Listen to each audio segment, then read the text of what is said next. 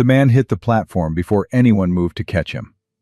He was big, broad-shouldered, and he went down hard, one hand clutching the front of Harriet's coat, dragging her with him until she was on her knees in the dirt, beside a dying stranger whose blood was already soaking through her sleeve. Around them, the crowd of Redemption Creek took one collective step back. Not forward, back. Harriet looked up at their faces, every one of them, and saw the same thing in every pair of eyes. They knew who he was, and not one of them intended to help. So she did. Stay with me until the very last word of this story. Hit that like button right now, and drop a comment telling me what city you're watching from. I want to see how far this tale travels.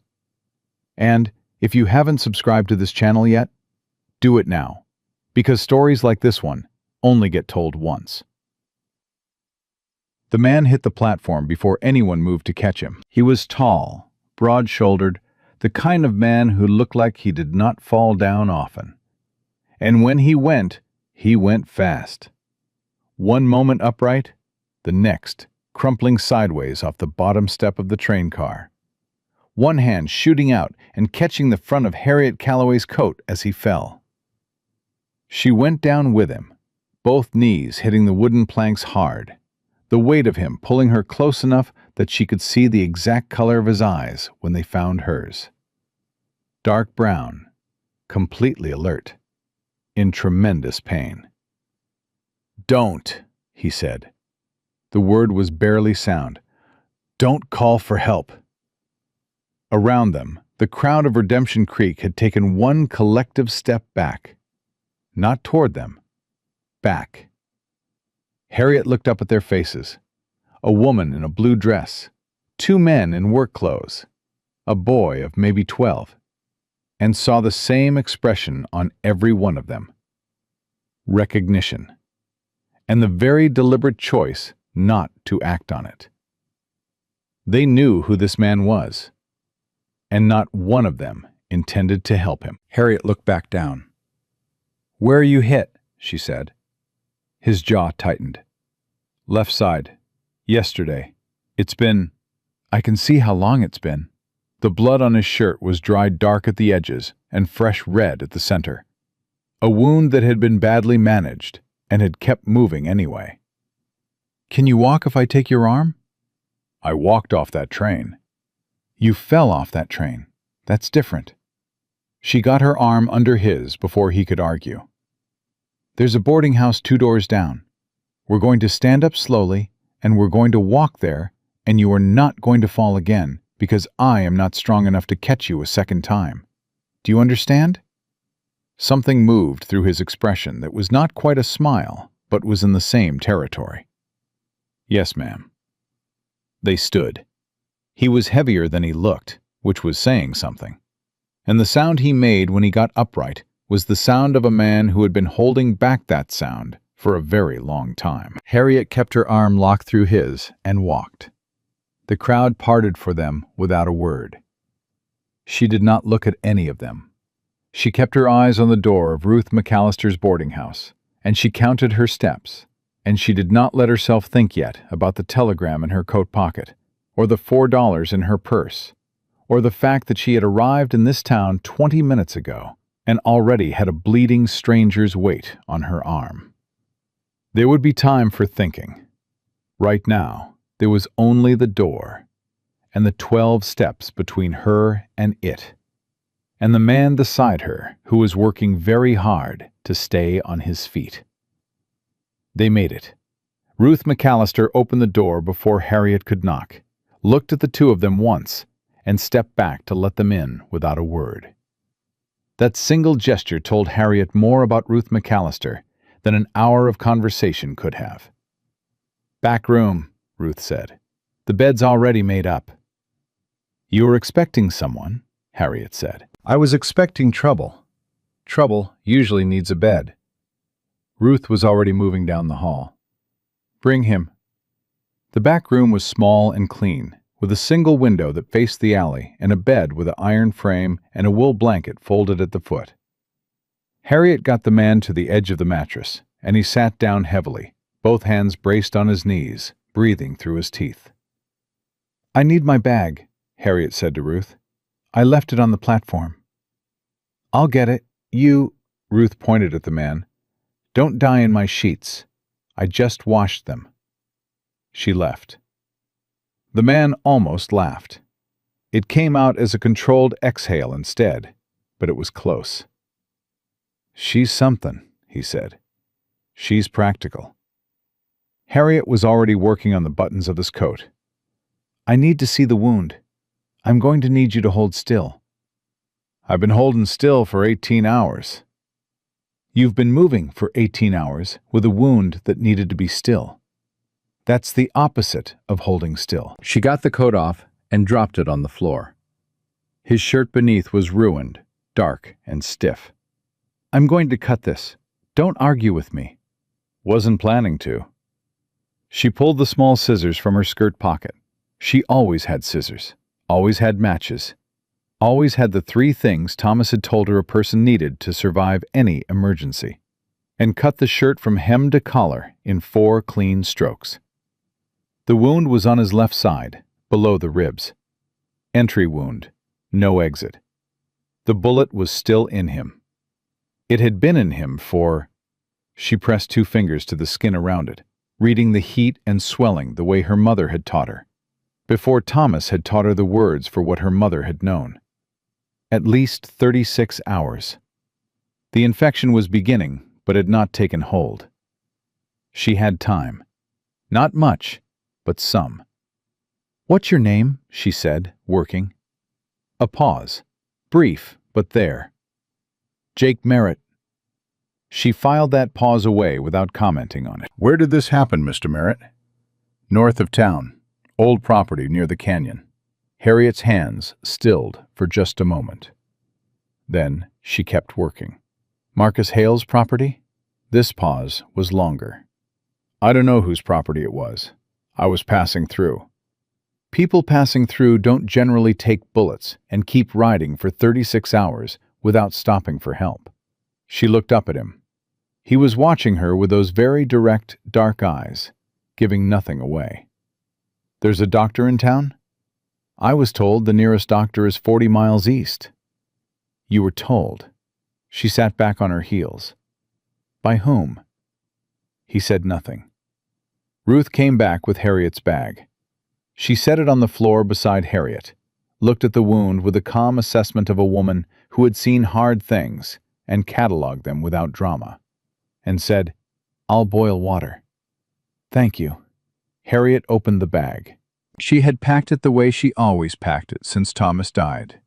Not for the life she had been living, which required none of it, but for the life she had come from, which had required all of it. Yarrow, clean linen cut into strips. The small steel probe that had been Thomas's and that she had never been able to leave behind.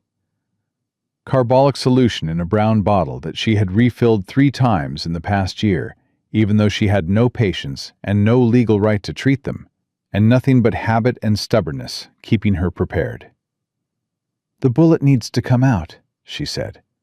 "I can do it, but I want you to understand what that means before I start." "It means it's going to hurt." "It means it has to happen now, in this room, without proper surgical conditions. And if you move at the wrong moment, I could do more damage than the bullet did." She met his eyes. "I've done this before. 4 times. All 4 patients lived. But you should know what you're agreeing to." He studied her for a moment. "You're not a doctor." "No, but you know what you're doing." "Yes." Another moment. Then he nodded once, short and definitive, the nod of a man who made decisions the same way he did everything else, without wasted motion. "Do it." Ruth came back with the water. She looked at the probe in Harriet's hand, looked at Jake Merritt's face, and said, "I'll hold him." "I don't need," he started. "You absolutely need," Ruth said, and sat down on the bed beside him and put her hands on his shoulders with the firm authority of a woman who had held down injured men before and had no patience for their opinions about it. Harriet worked fast. Fast was kinder, in the end, than slow and careful. Slow and careful was for surgical theaters with proper light and anesthesia and 3 trained assistants. Fast, in a back room in Redemption Creek with a wool blanket and boiled water, was the only mercy available. She found the bullet in 40 seconds. It took another 30 to get it out clean. Jake Merritt made one sound. One. Low and involuntary and immediately suppressed. His hands gripped the iron bed frame hard enough that his knuckles went white, and his eyes went to the ceiling and stayed there, and he did not move. Ruth met Harriet's eyes over his shoulder and gave a single approving nod. Harriet cleaned the wound, packed it with yarrow, and bound it tight. When she finished, she sat back and let herself breathe for the first time since the platform. "Done," she said. He looked down from the ceiling. His color was bad, the gray of a man who had just spent his last reserve, but his eyes were clear. "Thank you, Mrs. Calloway." She began cleaning the probe. "Rest now. Don't try to stand before morning. If the fever comes before then, call for me." "How will I know if it's fever?" "You'll know." She stood, her knees aching. "You'll feel like the room is moving. You'll feel like every sensible thought you have is very far away." She looked at him steadily. "Though I suspect for you, that might be difficult to distinguish from your normal state." The corner of his mouth moved, definitely closer to a smile this time. "You don't know my normal state." "No," she agreed. "I don't." She picked up her bag and walked to the door. Ruth followed her into the hall and pulled it mostly closed behind them. "He wrote in 3 days ago," Ruth said, her voice low. "Said he was looking for ranch work. Nobody hired him. He's been asking questions about land records at the county clerk's office." She paused. "Birch's men have been watching him since the 2nd day." Harriet absorbed this. And today, someone shot him. Today, someone tried to. Ruth's expression did not change. "He's not a ranch hand." "No." "Do you know what he is?" "Not yet." Harriet looked at the closed door. "Did Marcus's letter reach you?" Ruth reached into her apron pocket and produced an envelope, worn at the edges, sealed with plain wax. "He left it with me 3 weeks before he died. Said to give it to you when you came." She held it out. "He was certain you would come." Harriet took it. "He knew me well. He said you were the most stubborn woman he'd ever met, and that was why he trusted you with this." Ruth's voice was dry, but not unkind. He meant it as a compliment. Harriet opened the envelope in the dim hallway, standing close to the window for the light. Marcus's handwriting was cramped and forward-leaning, the hand of a man who wrote in a hurry and thought faster than his pen. "Harriet," it began, "if you're reading this with Ruth, then I'm gone, and I'm sorry for it. There is something happening in this valley that is bigger than my land or any one man's land. Edgar Birch and the Burlington Railroad have been filing false deeds with the county clerk, transferring ownership of properties from families who have held them for 20 years to a shell company that sells directly to the railroad at 5 times the value. 3 families have lost their land this way. 2 men who tried to fight it are dead. I am likely to be the 3rd by the time you read this. I have the original deeds. I have letters between Birch and the railroad's attorney that prove the arrangement. I have enough to take to a federal marshal if someone can carry it that far. Everything is hidden in the northwest corner of my barn, beneath the 3rd floorboard from the east wall. Get there before Birch's men do. And Harriet, be careful who you trust. This town has more watchers than it has honest men." She folded the letter and put it in her pocket. "The barn," she said, "still standing. County seized the land on paper, but no one's moved on to it yet. They're waiting for the final sale to process." Ruth watched her face. "It's 4 miles north, past the creek. I'll go at first light. I'd go tonight if I were you. Birch doesn't know you have that letter. By morning he might." Harriet looked at her. "How long has he had this town?" "Long enough that people have forgotten what it looked like before."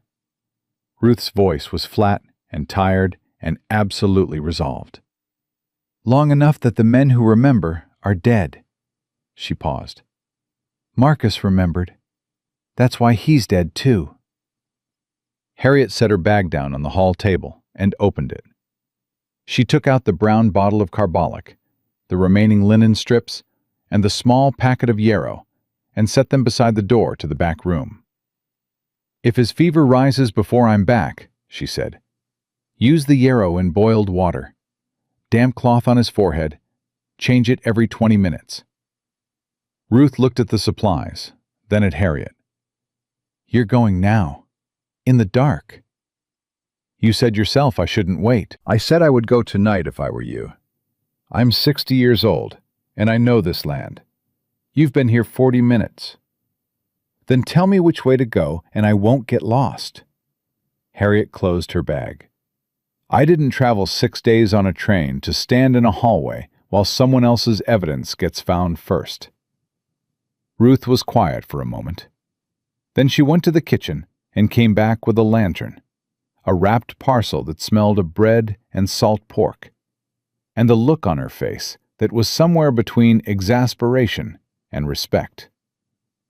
"Stay on the north road. Don't cut through the canyon after dark. When you see the cottonwood trees leaning east, the barn is 50 yards past them on the left."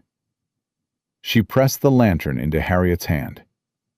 "And if you see any of Birch's men out there, you blow out the light, and you get flat on the ground, and you do not move." "I understand." "Do you?"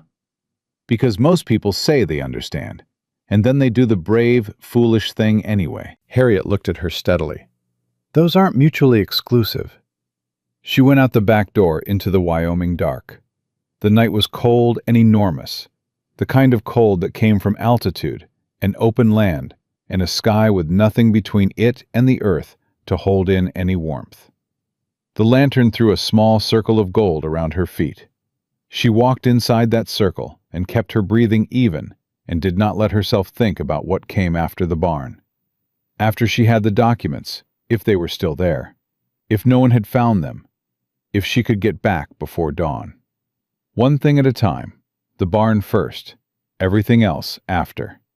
She heard the cottonwood trees before she saw them, the dry rattle of their leaves in the wind. She counted 50 yards and turned left, and the barn was there, a low, dark shape against the darker sky. There was a light inside. Harriet stopped. She blew out her lantern. She stood completely still in the dark and looked at the thin line of light showing under the barn door and thought about what that meant and what to do about it. Then she heard the voice, low, male, with an edge of controlled anger. "I said I don't know where she put them." A second voice, harder.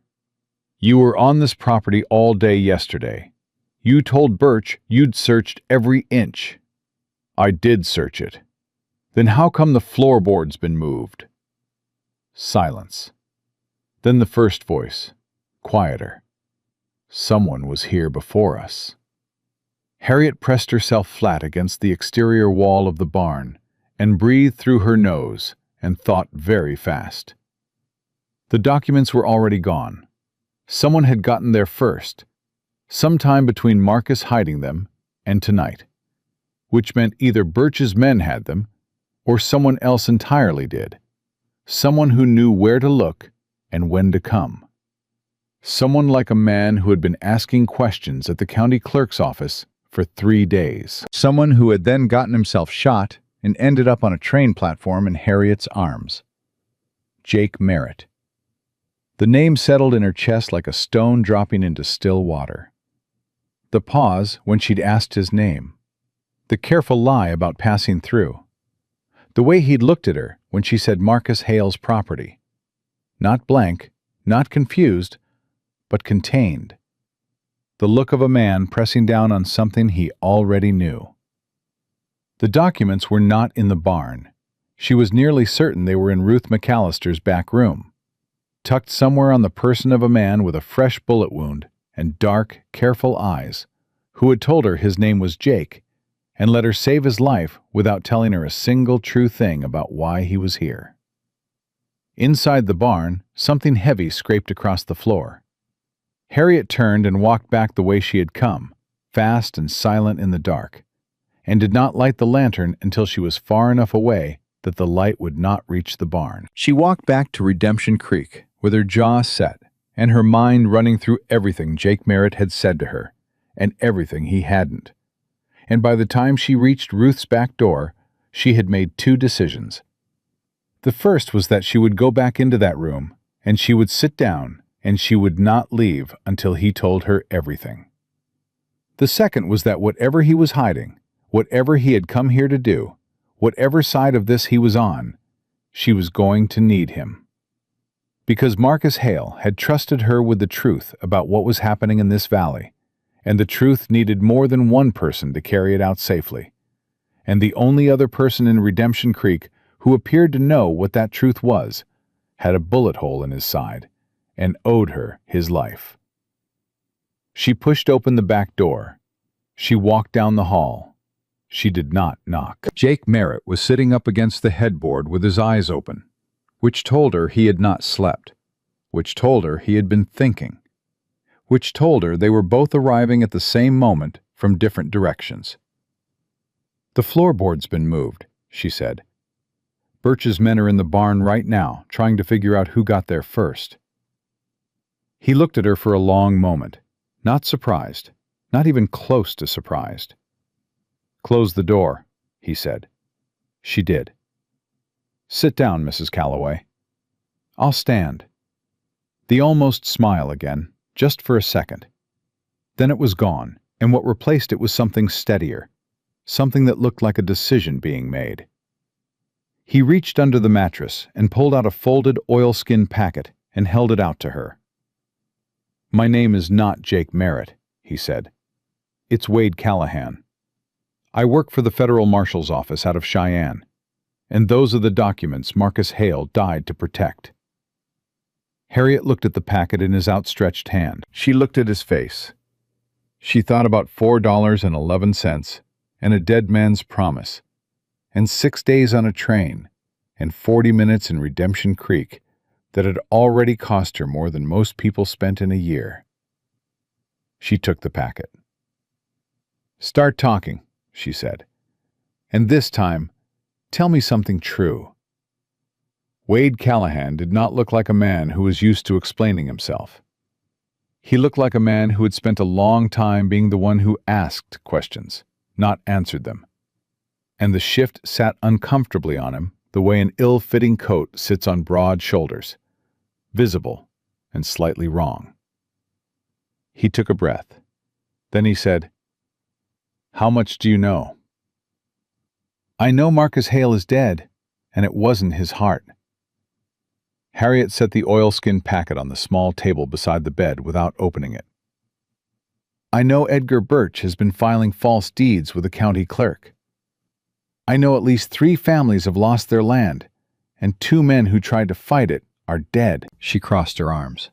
"I know you've been in this town for 3 days asking questions at the clerk's office, and that Birch's men shot you for it." She met his eyes. "Your turn."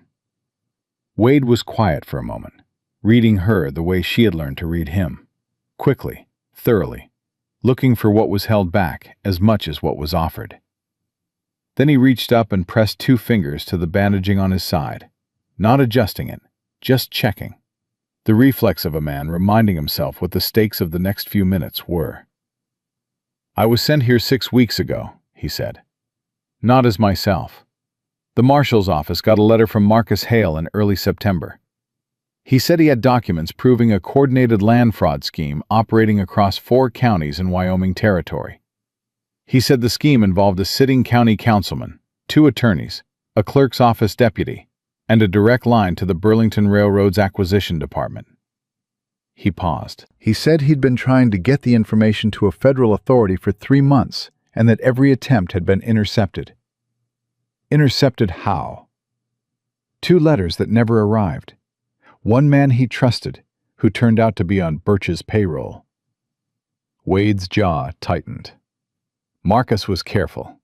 But Birch had been building this operation for 5 years. He had people everywhere. So the marshal's office sent you. They sent me as Jake Merritt, ranch hand, drifting through looking for work. Untraceable.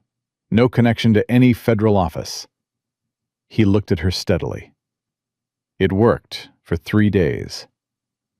Until it didn't. Until it didn't. He shifted against the headboard, and the slight hitch in his breathing told her the movement cost him. I made contact with Marcus the first evening. He gave me the location of the documents, the barn, the floorboard.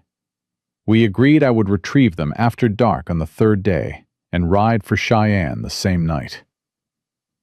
But Marcus died on the 2nd day. Marcus died on the 2nd day. Something moved through his expression, brief and honest and dark. I found out when I went to meet him and found the property locked up and 2 of Birch's men posted at the road. He paused. I went around through the canyon, got the documents from the barn before they thought to search it. Another pause, shorter. Almost got back out. They shot you on the property, in the canyon behind it. I made it to the train because the alternative was lying down in the canyon, and I wasn't prepared to do that. Harriet thought about the man she had seen collapse on the platform, the deliberate way his eyes had found hers, the single word he had said, "Don't call for help." Not a man in shock. A man making a calculated decision in the middle of catastrophic pain. "Why didn't you want help called?" she said. "On the platform." "Because I didn't know who in this town was safe." He met her eyes. "I still don't know who in this town is safe, except possibly you." "Possibly? You came in on the noon train. You haven't spoken to anyone except Ruth McAllister, who Marcus trusted enough to leave his letter with. And you pulled a bullet out of a stranger in a boarding house back room without asking for anything in return." The corner of his mouth moved. "You're either the most dangerous person in Redemption Creek or the safest. I'm operating on the assumption it's the latter." Harriet said nothing for a moment. Outside, the wind pressed against the window with that low, constant sound. She thought about Marcus's letter. Trust no one in this town who hasn't earned it. She thought about the fact that Wade Callahan had earned approximately nothing from her yet, that all she had was his word and the oilskin packet on the table, and the way he'd held still while she took a bullet out of him. She thought about the way his eyes had found hers on the platform. Not random, not desperate. Chosen. "The documents in that packet," she said, "what exactly are they?" "Original land deeds from 7 properties. Letters between Birch and a Burlington Railroad attorney named Harlan Voss, confirming the arrangement. Birch files false transfer deeds with the clerk's office. The properties go to a shell company. The shell company sells to the railroad at 400% above assessed value. Birch and Voss split the difference." He paused. "And a ledger. Marcus kept a ledger of every transaction, every date, every name. He'd been recording it for 18 months. That's enough for an arrest. That's enough for 6 arrests and a federal investigation that takes down the Burlington Railroad's entire Wyoming acquisition operation." His voice was flat and precise. "Which is why Birch cannot allow that packet to reach Cheyenne." Harriet looked at the packet on the table. It was not large. It was not heavy. It looked like nothing. Worn oilskin wrapped around papers that had cost Marcus Hale his life, and Wade Callahan a bullet, and 2 dead men she would never know their names.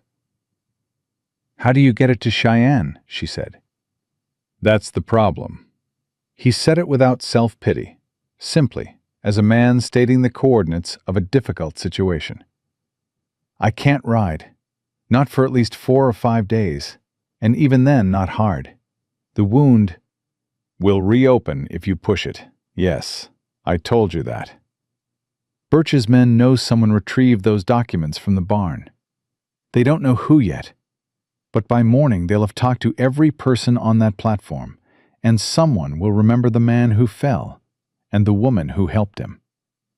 He looked at her with those direct, dark eyes. "Which means you're already in this, whether you chose to be or not." The bluntness of it was oddly steadying. Harriet had found, in the 2 years since Thomas died, that she handled hard truths better than careful reassurances. Careful reassurances required her to pretend she couldn't see what was in front of her. Hard truths just required her to think. "You need time to heal enough to ride," she said. "And you need to stay hidden while you do it. Birch's men will search the boarding houses." "Yes. Ruth's house will be first on their list, since she's known to have helped people Birch didn't like." "Yes. So you can't stay here?" "No." She thought for a moment. "Marcus's house. The county sees the land, but no one's moved onto the property yet. You said yourself Birch's men have already searched it and found the floorboard empty. They won't go back." Wade was quiet. She could see him turning it over, checking it from different angles, the way a careful person checks ice before walking on it. "It's 4 miles north in open terrain. Getting me there tonight." "I'm not suggesting tonight. I'm suggesting before dawn, when there's enough light to move quickly, but not enough for anyone in town to be watching the North Road." She looked at him. "Can you sit a horse?" "If the horse is calm." "Ruth has a horse. I'll ask her." "Mrs. Calloway." His voice stopped her. She looked back. He was watching her with an expression she couldn't fully read, something that sat between professional assessment and something more personal, something he was keeping at arm's length with visible effort. "You understand what you're taking on. If Birch finds out you're involved—" "Birch already has my friend's blood on his hands," Harriet said, "and the land Marcus meant to give me, and the future I came here to build." Her voice was very steady. She had not known until she said it how true it was.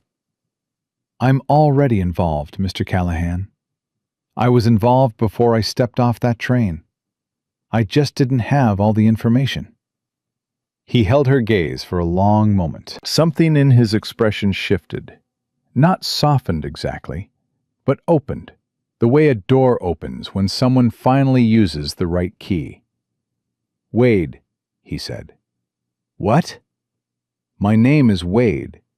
You've taken a bullet out of my side." Mr. Callahan seems excessive at this point. Despite everything, the cold, the exhaustion, the weight of Marcus's letter in her pocket, and the oilskin packet on the table, and the low, relentless sound of wind against glass, Harriet felt something in her chest ease by approximately 1 degree. "Harriet," she said. He nodded once, the same decisive nod she had seen on the platform, the one that meant a decision had been made and would not be unmade. She picked up the packet from the table and held it out to him. "You should keep this on you. If something separates us—" "Keep it," he said. "If something separates us, Birch's men will search me first. They don't know about you yet."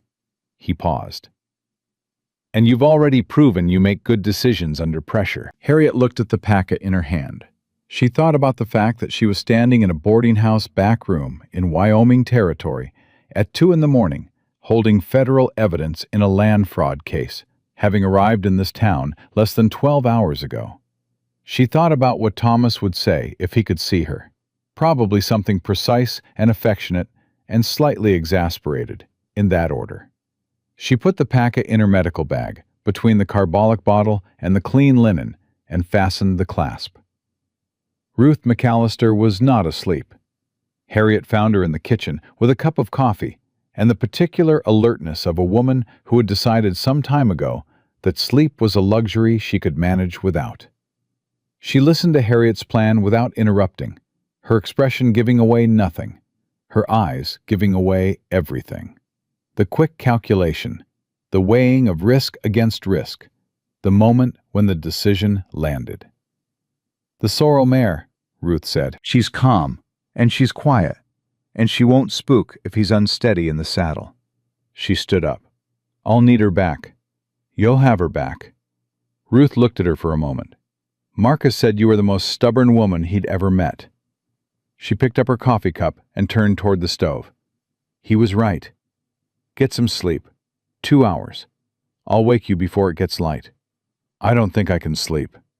"You operated on a gunshot wound tonight. Your hands need rest, even if your head doesn't." Ruth did not turn around. 2 hours, Harriet. You're no good to anyone running on nothing." Harriet slept.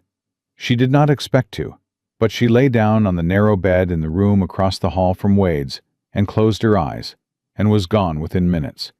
The deep, dreamless sleep of a body that had reached its limit and simply stopped. When Ruth's hand touched her shoulder 2 hours later, she came awake cleanly and completely, sitting up before she was fully conscious, her hand going to the medical bag beside the bed by reflex. "Time," Ruth said quietly.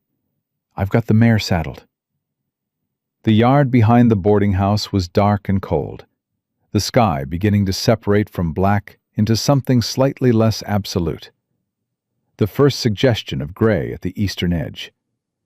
Wade was already on his feet when Harriet came into the back room, leaning against the wall with his coat on and his jaw set against what it cost him to be vertical. "You should have stayed down until I came for you," Harriet said. "I've been horizontal for long enough." He straightened carefully. "How's the mare?" "Calm. Ruth says she's steady." Harriet looked at him the way she looked at patients, directly, clinically, with the part of her mind that dealt in data instead of feeling. He was pale, and his breathing was controlled in the deliberate way of a man managing pain by sheer decision. But his eyes were clear and his balance was good. He would make it 4 miles.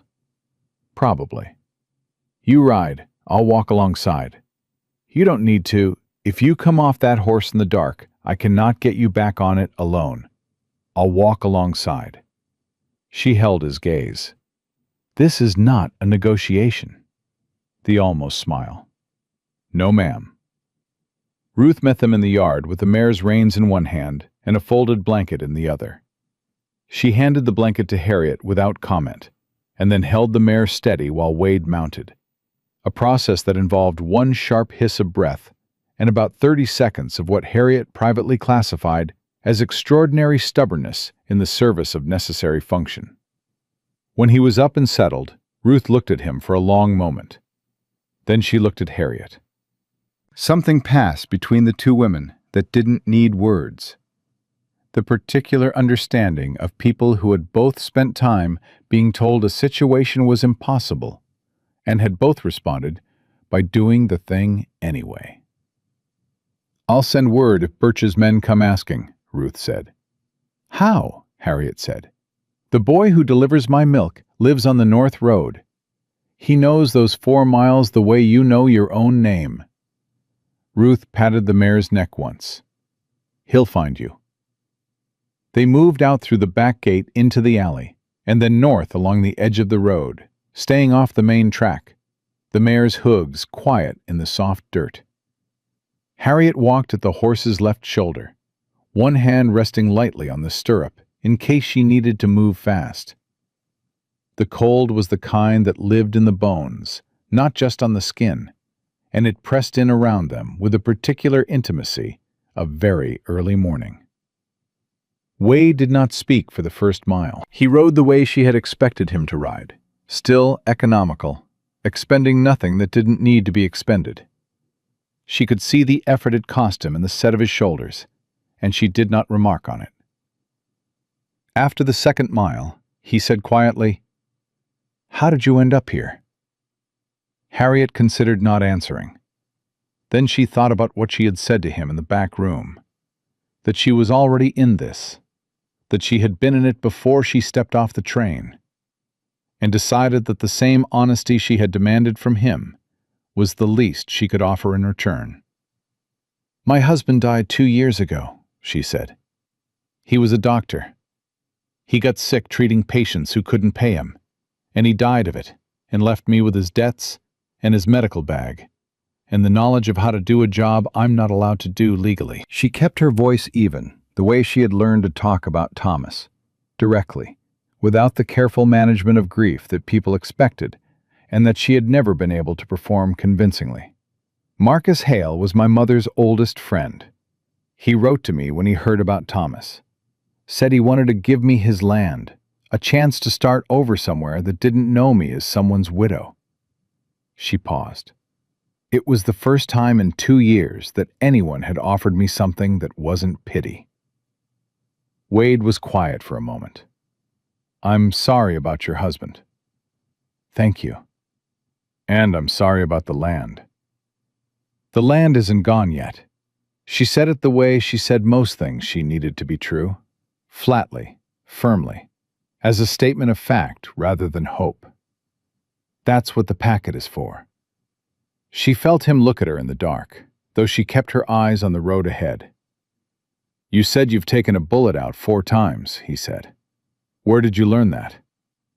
"Thomas taught me the procedure. My mother taught me everything before that. Herbs, setting bones, managing fever. She wasn't a doctor either.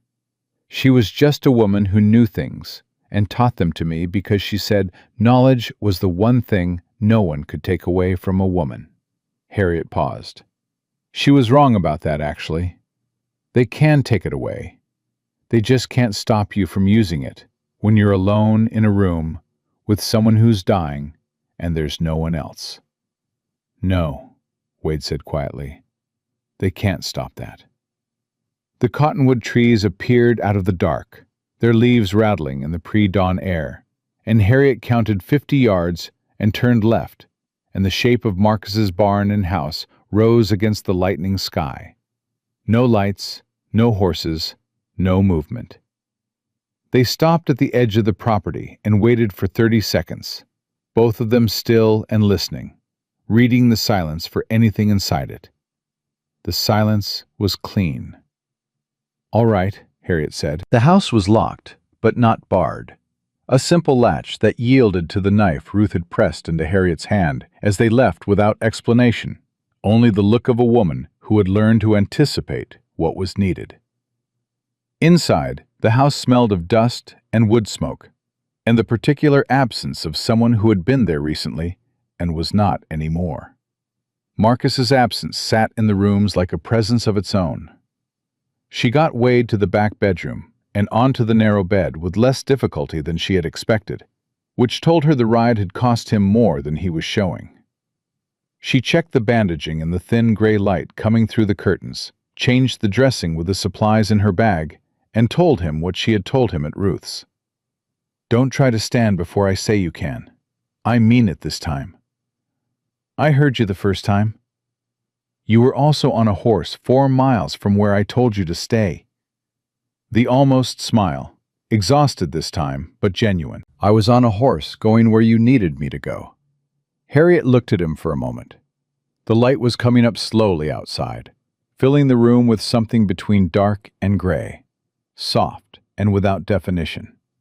He looked, in this light, less like a federal agent running an operation and more like a man who was very tired and in a great deal of pain and trying not to make it anyone else's problem.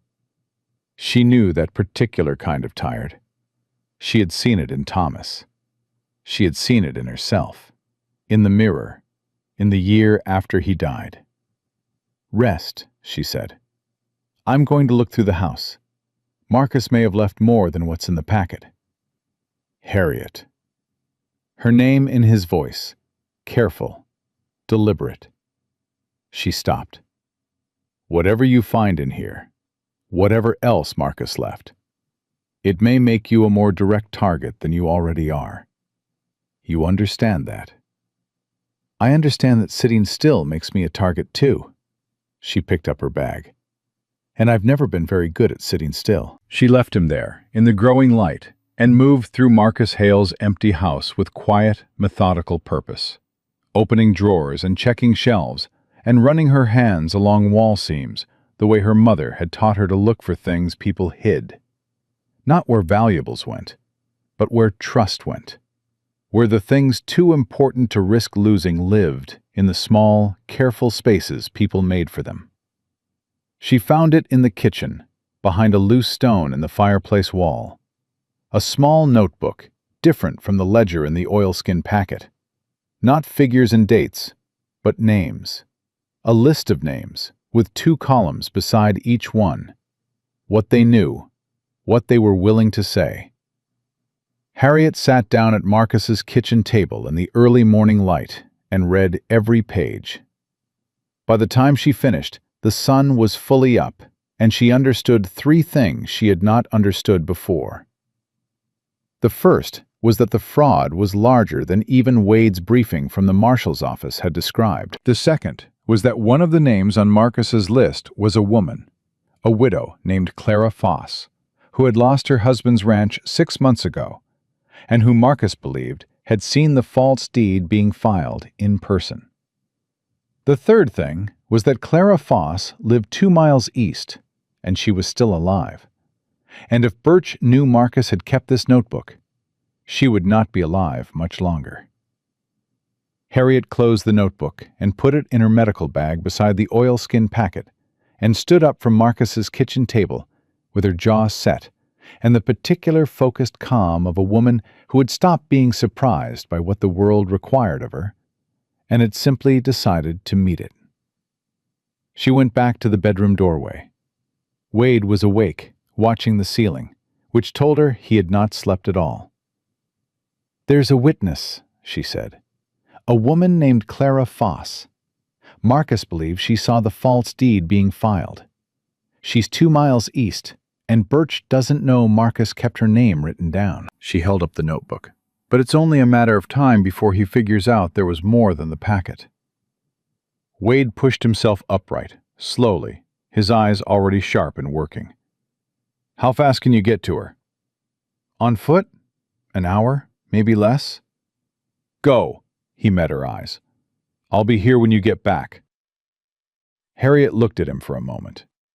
At this man she had known for less than 8 hours, who had lied to her, and then told her the truth, and then trusted her with everything that mattered. Who had said, "I'll be here when you get back," with the quiet certainty of a man who intended to make it true. "Don't stand up," she said. "I heard you." "Wade." "Harriet." His voice was steady and direct and completely sincere. "Go." She went. The 2 miles east felt longer than they were. Harriet walked fast, her medical bag over one shoulder, and Marcus's notebook in her coat pocket, and she kept her eyes on the road ahead and her mind on what she knew about Clara Foss, which was almost nothing.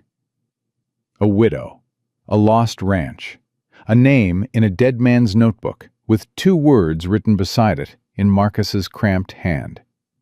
She saw it. That was all.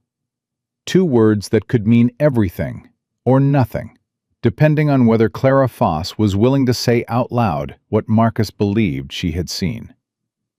The farmhouse appeared set back from the road, behind a line of bare branch trees. A modest place, well kept in the way that things are kept when the person keeping them has very little else to hold on to. Smoke coming from the chimney. A kitchen garden put to bed for winter with more care than most people bothered with. A dog that heard Harriet's footsteps 30 yards out and started barking from behind the fence with the particular urgency of a dog that understood its job was the only security this property had left.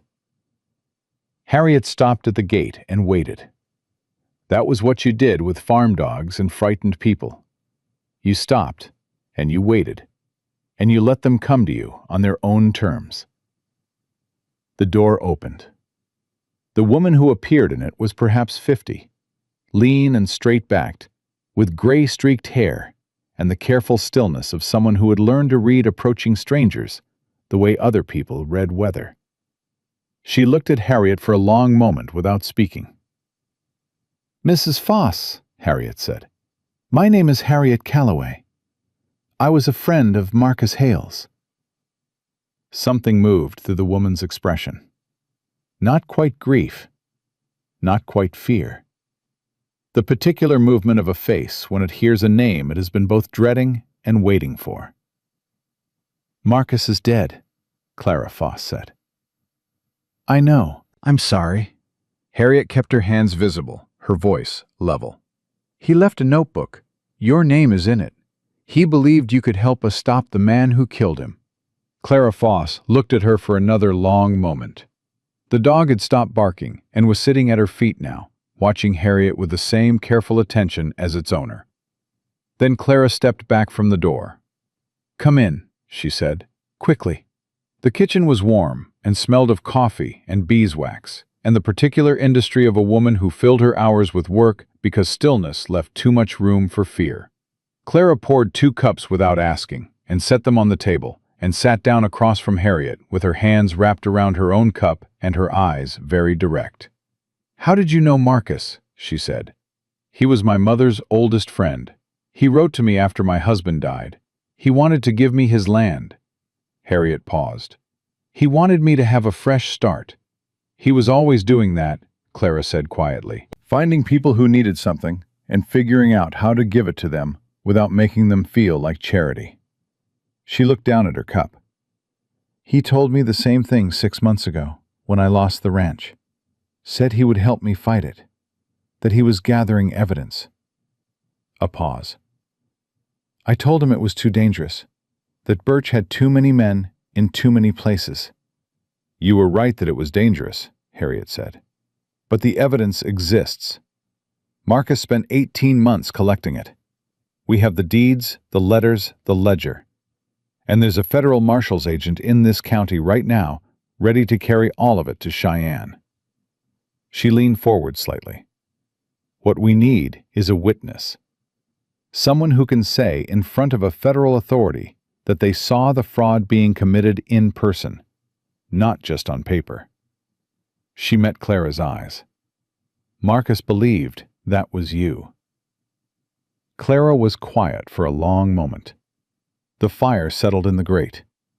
Outside, the dog made a small sound and was silent.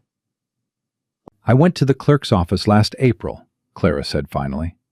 "I wanted to see my husband's deed.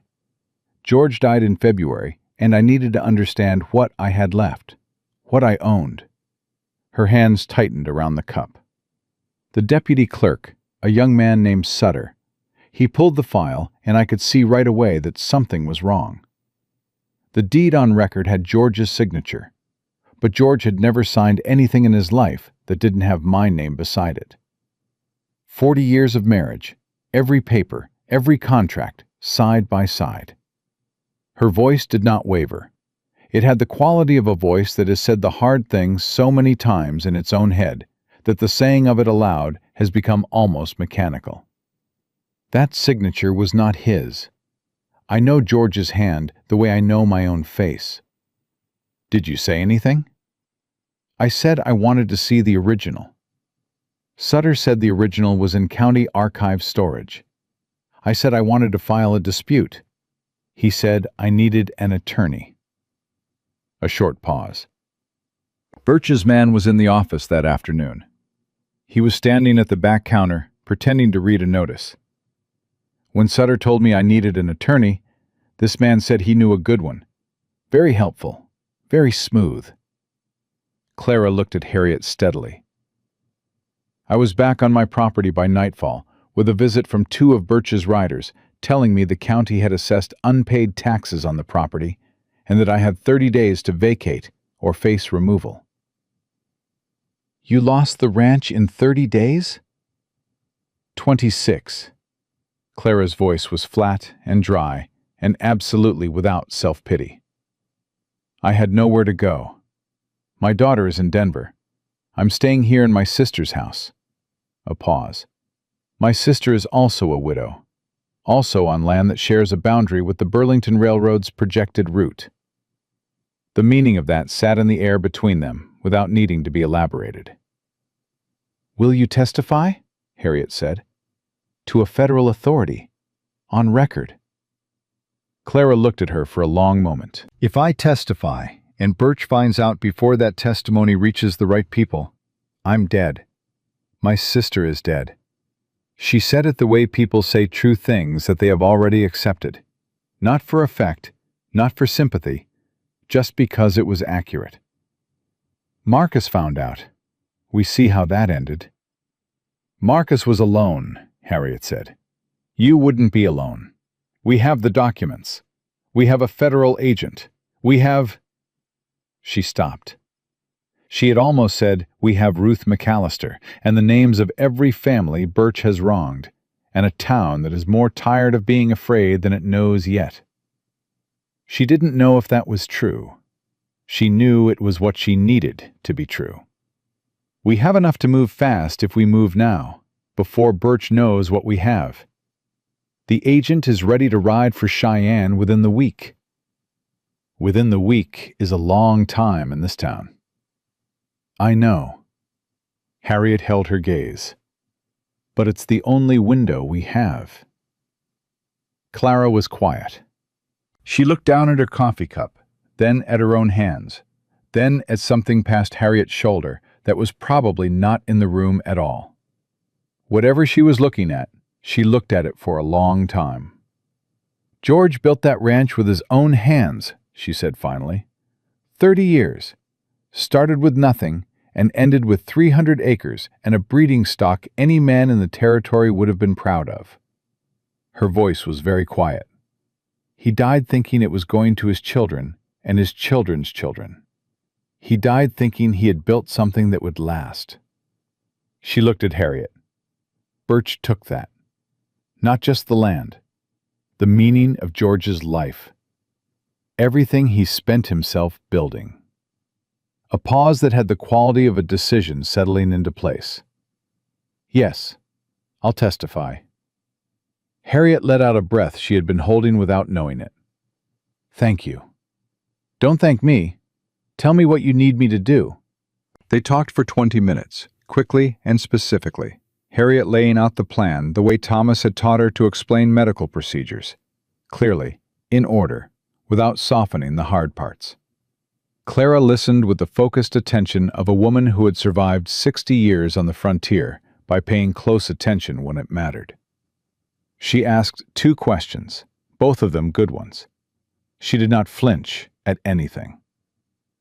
When Harriet stood to leave, Clara caught her arm.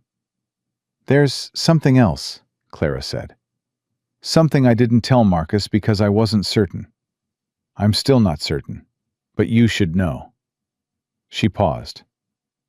"Sutter, the deputy clerk, the one who pulled George's file that day." Another pause. "He came to my sister's house 2 weeks ago, at night. He was frightened. He said he wanted to talk about the deed records." She looked at Harriet. "I sent him away. I was afraid of a trap." She shook her head. "He hasn't come back. But if he's having second thoughts about what Birch has had him do, he might be willing to testify, too. Or he might already be dead. Or he might be the trap I thought he was." Clara's voice was careful.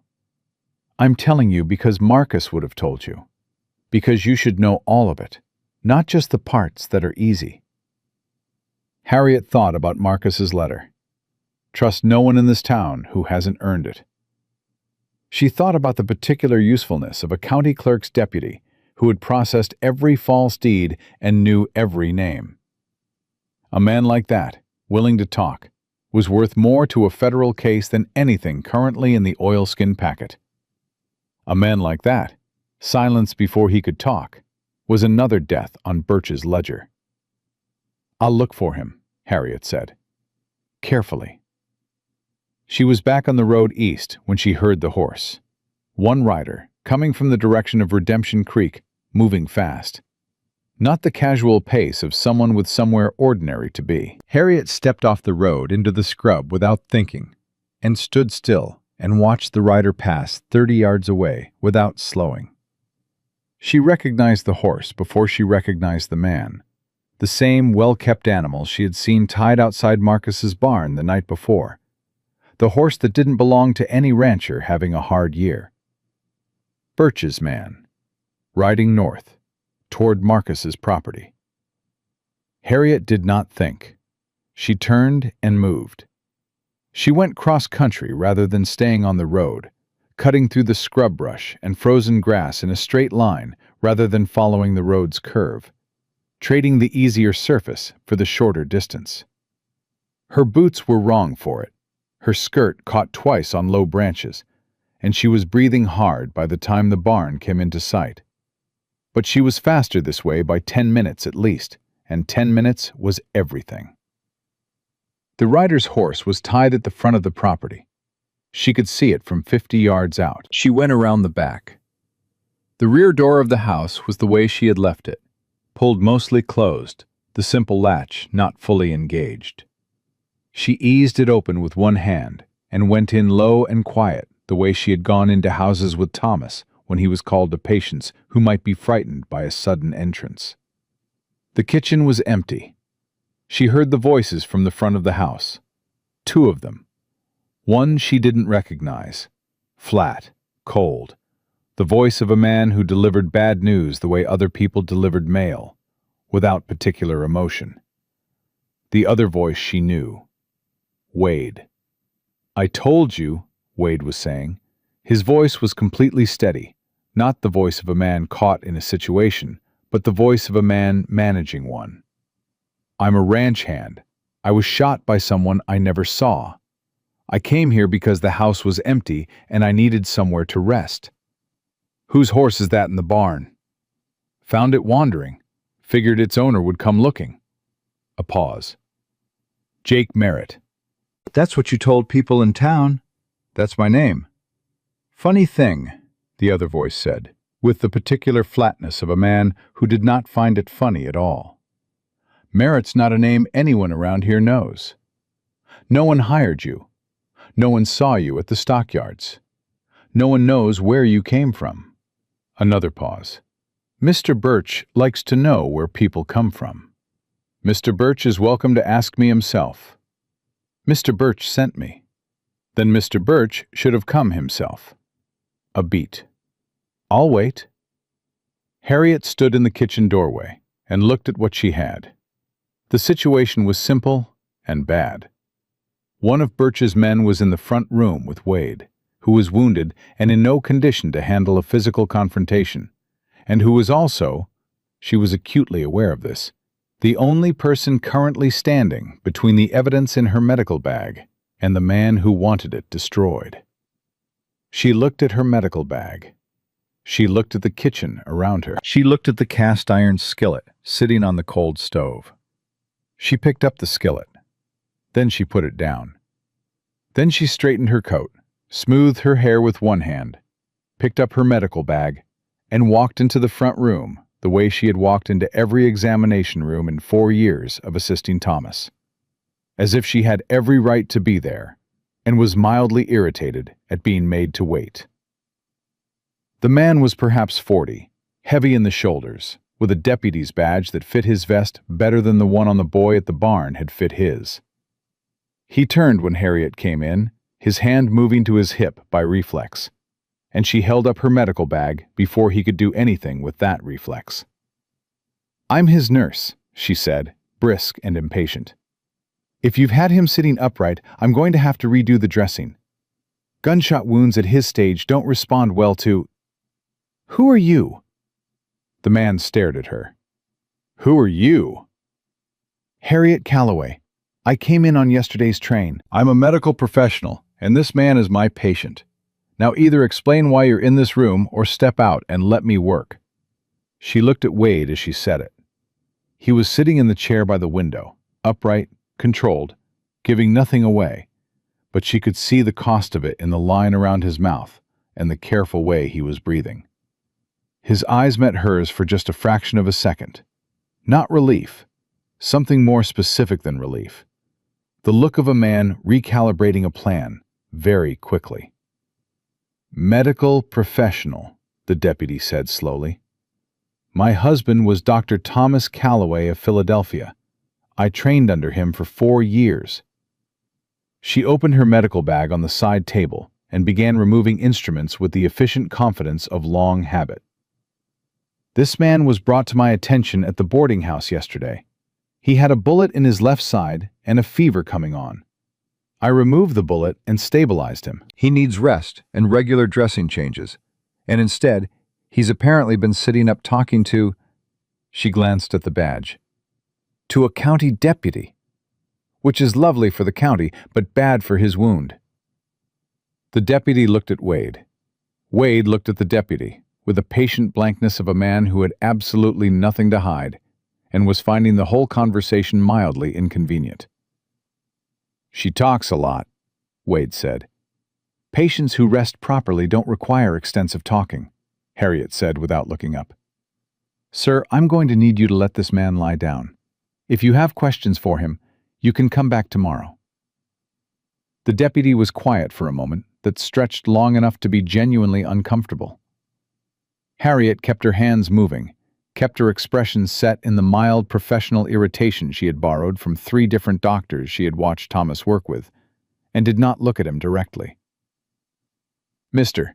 Birch is going to want to speak with you, the deputy said finally. To Wade, not to Harriet. I'll be here, Wade said. Another pause.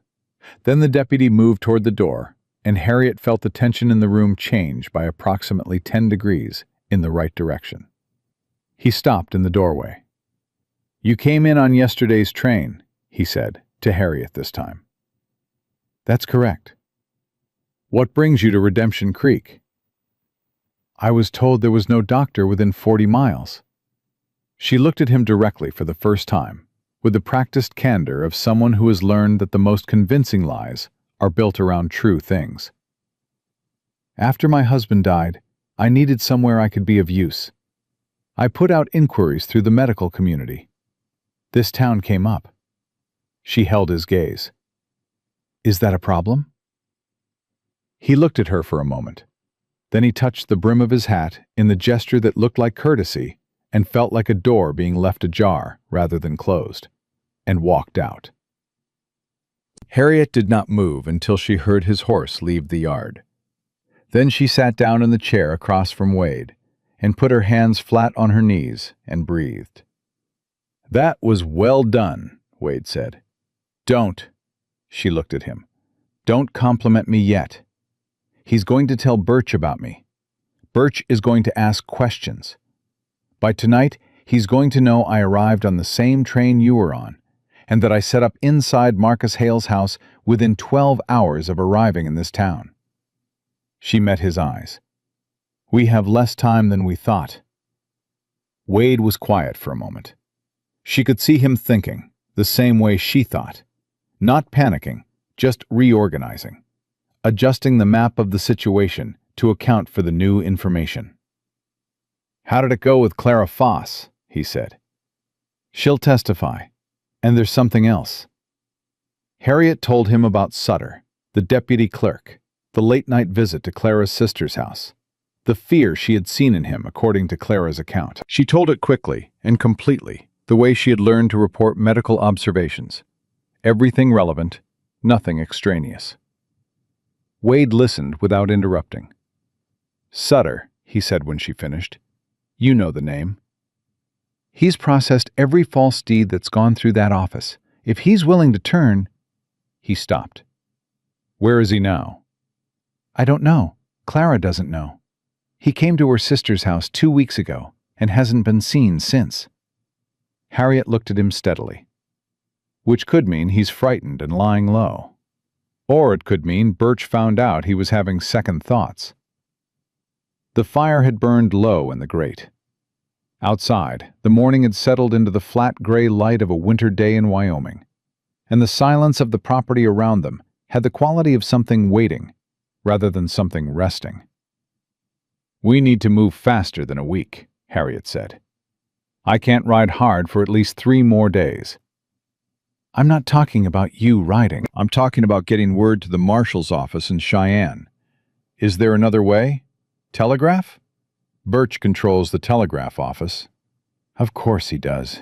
She thought for a moment. Ruth said the circuit judge comes through twice a year. When is the next visit? 4 months out.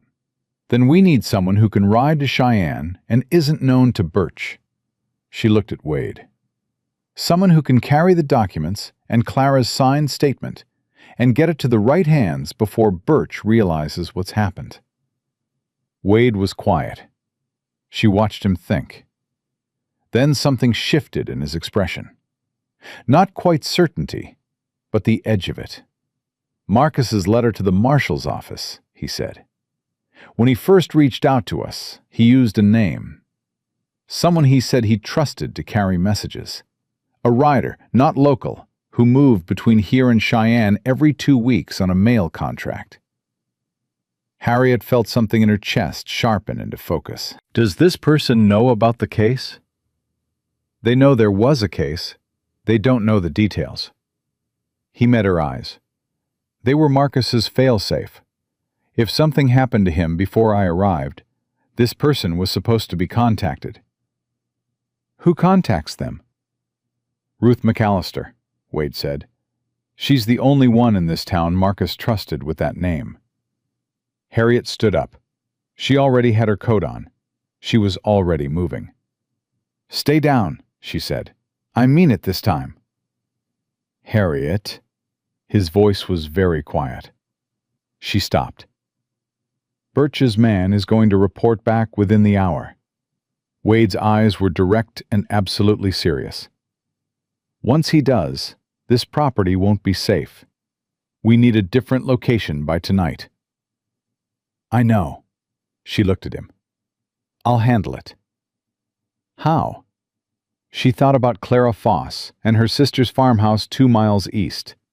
She thought about Ruth McAllister and the sorrel mare and the milk boy who knew the North Road like his own name. She thought about a town full of people who had been told for 5 years that Birch was untouchable, that the county was his, that the law was his, that their land and their names and their grief were his to do with as he pleased. She thought about what happened when people who had been told something long enough finally met someone who told them something different. Trust me, she said. Something in his expression shifted. That same opening she had seen before, the same key in the same door. He nodded once. She went out the back and started moving. Ruth McAllister listened without moving, without interrupting, without any of the small sounds people make when they are processing difficult information. She stood in her kitchen with her arms crossed and her eyes fixed on Harriet's face, and she listened to all of it. Birch's man at Marcus's house, Clara Foss and her testimony, Sutter, the deputy clerk, and his vanishing, the need for a rider to Cheyenne before Birch understood how much they had. And when Harriet finished, Ruth was quiet for exactly 5 seconds. Then she said, "Sit down." Harriet sat. Ruth went to the back of the kitchen, to the shelf above the dry goods where she kept a row of plain ceramic jars, labeled in her own handwriting. She moved 2 of them aside and reached behind them and produced a folded piece of paper that she brought back to the table and set in front of Harriet without comment. The paper had a name on it. One name, written in Marcus Hale's handwriting. Below it, 2 words. Completely reliable. Daniel Marsh, Harriet read. The mail rider? Carries the federal mail contract between Redemption Creek and Cheyenne. Comes through every 14 days. He was here 4 days ago, which means he'll be back in 10. Ruth sat down across from Harriet. But he has a relay stop at a ranch 12 miles south of here, overnight, every run. He'll be there tonight. 12 miles. On horseback, 2 hours. Less if you push. Ruth looked at her steadily. I'm not sending you 12 miles alone across open country with Birch's men watching the roads. I'm not asking you to send me. I'm asking for the horse. The horse I'll give you. What I won't give you is a reason to get yourself killed before those documents reach anyone who can act on them." Ruth's voice was not unkind. It was the voice of a woman who had watched other people's bravery get them buried, and had decided that bravery without strategy was just a faster way to lose. "There's a better way." Harriet waited. "The milk boy," Ruth said. "Tommy Briggs, 14 years old, knows every back road in this county, and invisible in the way that children are invisible to men like Birch. Beneath notice, beneath suspicion." She paused. "Marcus used him twice. The boy knows to ask for Marsh by name and to say the word Marcus used to authenticate." She met Harriet's eyes. "But Tommy can't carry the documents. If he stopped and searched—" "He carries the message," Harriet said, following the logic. "Marsh comes to us instead of us going to him. Marsh has a reason to come into town anyway. Regular route. No one looks twice at the mail rider." Ruth nodded. "He comes through. He stops here for his usual coffee and meal, and you hand him everything in your bag in plain sight of anyone watching." Harriet thought about the deputy who had left Marcus's house an hour ago. She thought about the hour it would take him to reach Birch and report, and for Birch to respond. She thought about the particular mathematics of shrinking time and how the next 12 hours would determine everything that came after. "Tommy needs to arrive today," she said. "This morning." "Tommy rides for me every morning. No one will notice." Ruth stood up. "But first, you need to tell me about Sutter." Harriet told her. Ruth's expression did not change while she listened, but something behind her eyes shifted and settled in a way that told Harriet this was not entirely new information. "You know something about him," Harriet said. "I know he's been drinking at the saloon every night for 3 weeks. Alone. More than a man drinks when he's comfortable with himself." Ruth picked up her coffee cup and held it without drinking. "I know his mother lives in the county east of here, and that he sends money home every month. I know he's 24 years old, and that when he first came to this town, he used to stop in here for breakfast and talk about how he was going to save enough to open his own business in Denver someday." She set the cup down. "I know he hasn't been in for breakfast in 2 months. Where does he live?"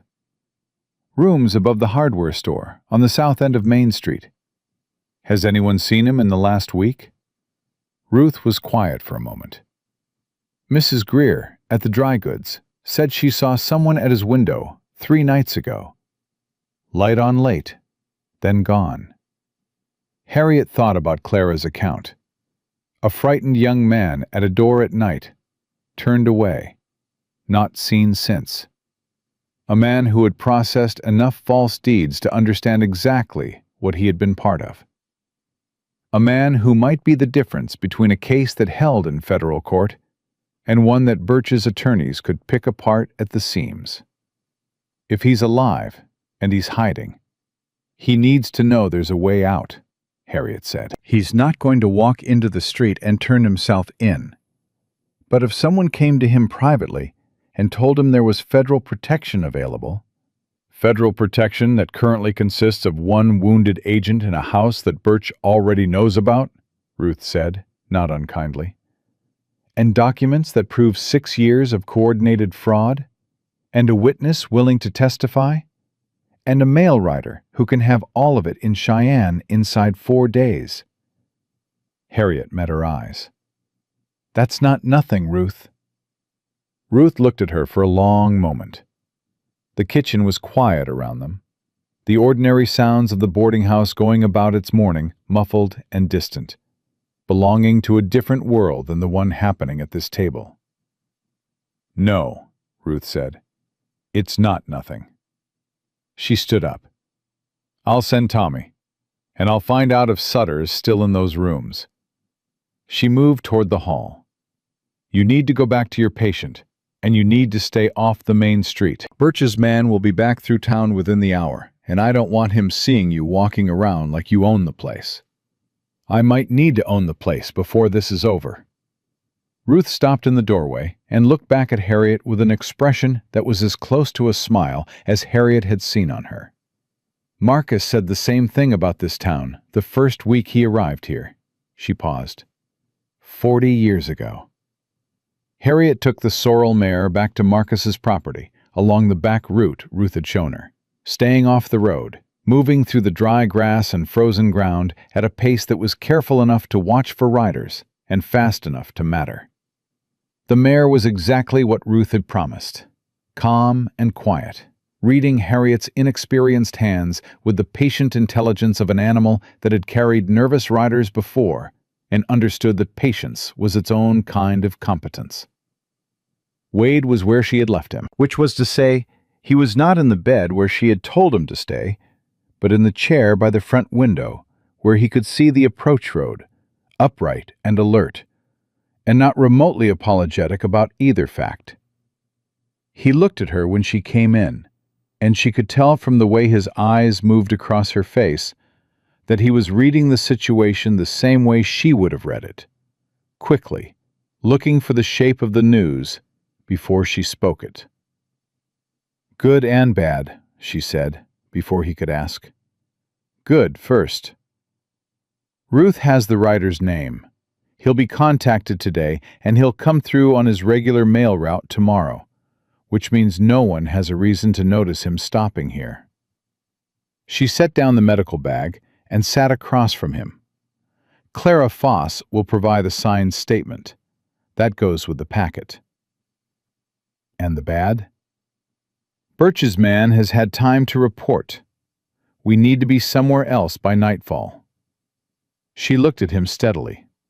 "Clara's sister's farm is 2 miles east. Mrs. Foss is there, and she's already inside this with us. It's off the main road. Birch has no reason to move on it yet. And there are 2 women on that property who are done being afraid." She paused. "It's the best option we have." Wade considered this. She could see the part of him that wanted to push back, the part that had been running operations long enough to have opinions about safe houses and controlled environments and variables that could be managed. She could also see the part of him that had been in this room for 6 hours, with a bullet wound and a plan that was unraveling faster than either of them had anticipated. And that part was listening. "Sutter," he said. "Ruth is looking. If he's still in his rooms, she'll make contact today. If Birch has him, then we work with what we have without him. The packet and Clara's testimony are enough to open a federal investigation. Sutter is enough to close it." She met his eyes. "But we can't wait for him. We move tonight, and we get the documents to Marsh tomorrow, and we let the marshal's office in Cheyenne decide what comes next." Wade was quiet for a long moment. She had learned, in the past 24 hours, to read his silences. This one was not reluctance. It was the specific quiet of a man who was checking the plan against every angle he could think of, and not finding a better one. "All right," he said. "Can you ride 2 miles? I rode 4 miles last night." "You were also considerably more stubborn last night than your wound could support. The answer I need is an honest one." He looked at her with those direct, dark eyes. "Yes, I can ride 2 miles." "Good." She opened the medical bag. "Then let me look at the dressing first, and we'll move when the light starts to go." She changed the bandaging with the care and efficiency she brought to everything medical, which was to say, completely and without wasted motion, and with the part of her attention that was not occupied by the wound, tracking the sounds of the property outside, the road beyond, the shape of the afternoon. The wound was holding. The yarrow had done its work. There was no smell that shouldn't be there, no heat beyond what was expected at this stage. She had seen Thomas lose patients to wounds less serious than this one, because they hadn't been managed properly in the first hours, and she felt, in the clean pink of the healing tissue under her hands, something she recognized as satisfaction. The particular satisfaction of a thing done right, when everything around it was uncertain. "You're lucky," she said, tying off the last strip of linen. "I'm aware of that. I mean medically. The bullet missed everything that mattered. 2 inches in any direction." She stopped. 2 inches in any direction, and I would have found you dead in that barn instead of dying." He was quiet for a moment. "I know." She sat back. He was watching her with an expression she was beginning to recognize, the one he got when he was deciding how much of something true to say. "On the platform," he said, "when I grabbed your coat. I didn't mean to pull you down with me. I know that. I want you to know I didn't choose you because you were closest." He held her gaze. "I chose you because you were the only person on that platform who was looking at me like I was a problem to be solved instead of a problem to be avoided." Harriet thought about that for a moment. "Is that a compliment?" "It's an observation." The almost smile. "The compliment is that most people who know how to solve problems want to be thanked for it. You just started solving." She began repacking the medical bag. "Thomas used to say that the difference between a good doctor and a great one was whether they needed the patient to be grateful before they started working." She paused. "I was never interested in being thanked. I was interested in the problem." "What about now?" She looked up. He was still watching her, and the expression was still the careful one, the one that kept most of itself behind the eyes. But there was something different in it now, something that had not been there when she had knelt beside him in the barn, or when she had pressed her fingers to his throat on the platform, or even in the gray light of this morning when she had come back through the door and said, "There's a witness," and he had said, "Go," as if her going was a thing he had already decided to trust. What was different was that it was personal, not professional, not operational, not the assessment of a man calculating variables. Personal, directed at her specifically, at Harriet Calloway specifically, with the particular quality of attention that recognized someone rather than simply observing them. She held his gaze for one moment. Then she fastened the clasp on her medical bag.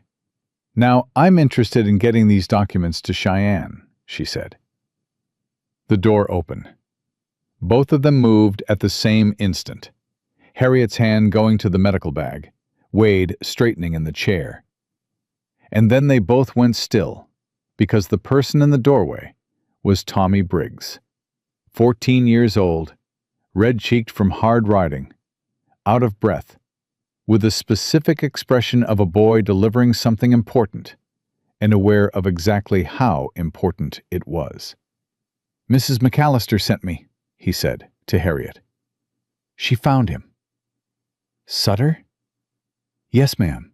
He's in his rooms. She talked to him through the door." The boy paused, catching his breath. "He wouldn't open it, but she said to tell you he listened. And when she told him about the federal agent and the documents, he—" Tommy stopped, seeming to search for the right word. "He what?" Harriet said. "He cried," Tommy said. He said it the way a 14-year-old boy said something he didn't entirely know what to do with, straightforwardly, and with a kind of bewildered respect. "Mrs. McAllister said he cried, and then he said he'd been waiting for someone to come, that he'd been waiting for 2 weeks for someone to come, and he'd almost given up." Harriet looked at Wade. "He'll talk," Wade said. It was not a question. "Mrs. McAllister says yes." Tommy straightened up. "She says she needs you to come. Not to his rooms, to hers. She's going to bring him to the boarding house tonight, quiet, through the back. She says it has to be tonight, before Birch's man does another sweep of the street." Harriet thought about nightfall. She thought about 2 miles to Clara's sister's farm, and Wade on horseback, and the plan they had been building carefully out of the materials available to them. She thought about Sutter, 24 years old, crying behind a locked door, waiting for someone to come. "Tell Mrs. McAllister we'll be there," she said. Tommy nodded and went out the back the way he had come in, already moving at a run before the door was fully closed. Harriet turned to Wade. He was already working through it. She could see the recalculation happening behind his eyes, the map of the evening being redrawn. "We go to Ruth's first," she said. "Sutter, then Clara's farm. Birch's man will be watching the boarding house. Then we don't go through the front." She stood up and went to the window and looked at the angle of the afternoon light, the way the shadows fell across the yard, the back fence and the alley Ruth had shown her the night before. "Ruth knows a way in that doesn't touch the main street. She showed me last night when we left with you." Of course she did. Wade pushed himself to his feet, slowly, with the controlled deliberateness she had come to recognize as his version of managing pain, without discussing it. He reached for his coat. "You trust her completely?" "Yes." "Why?"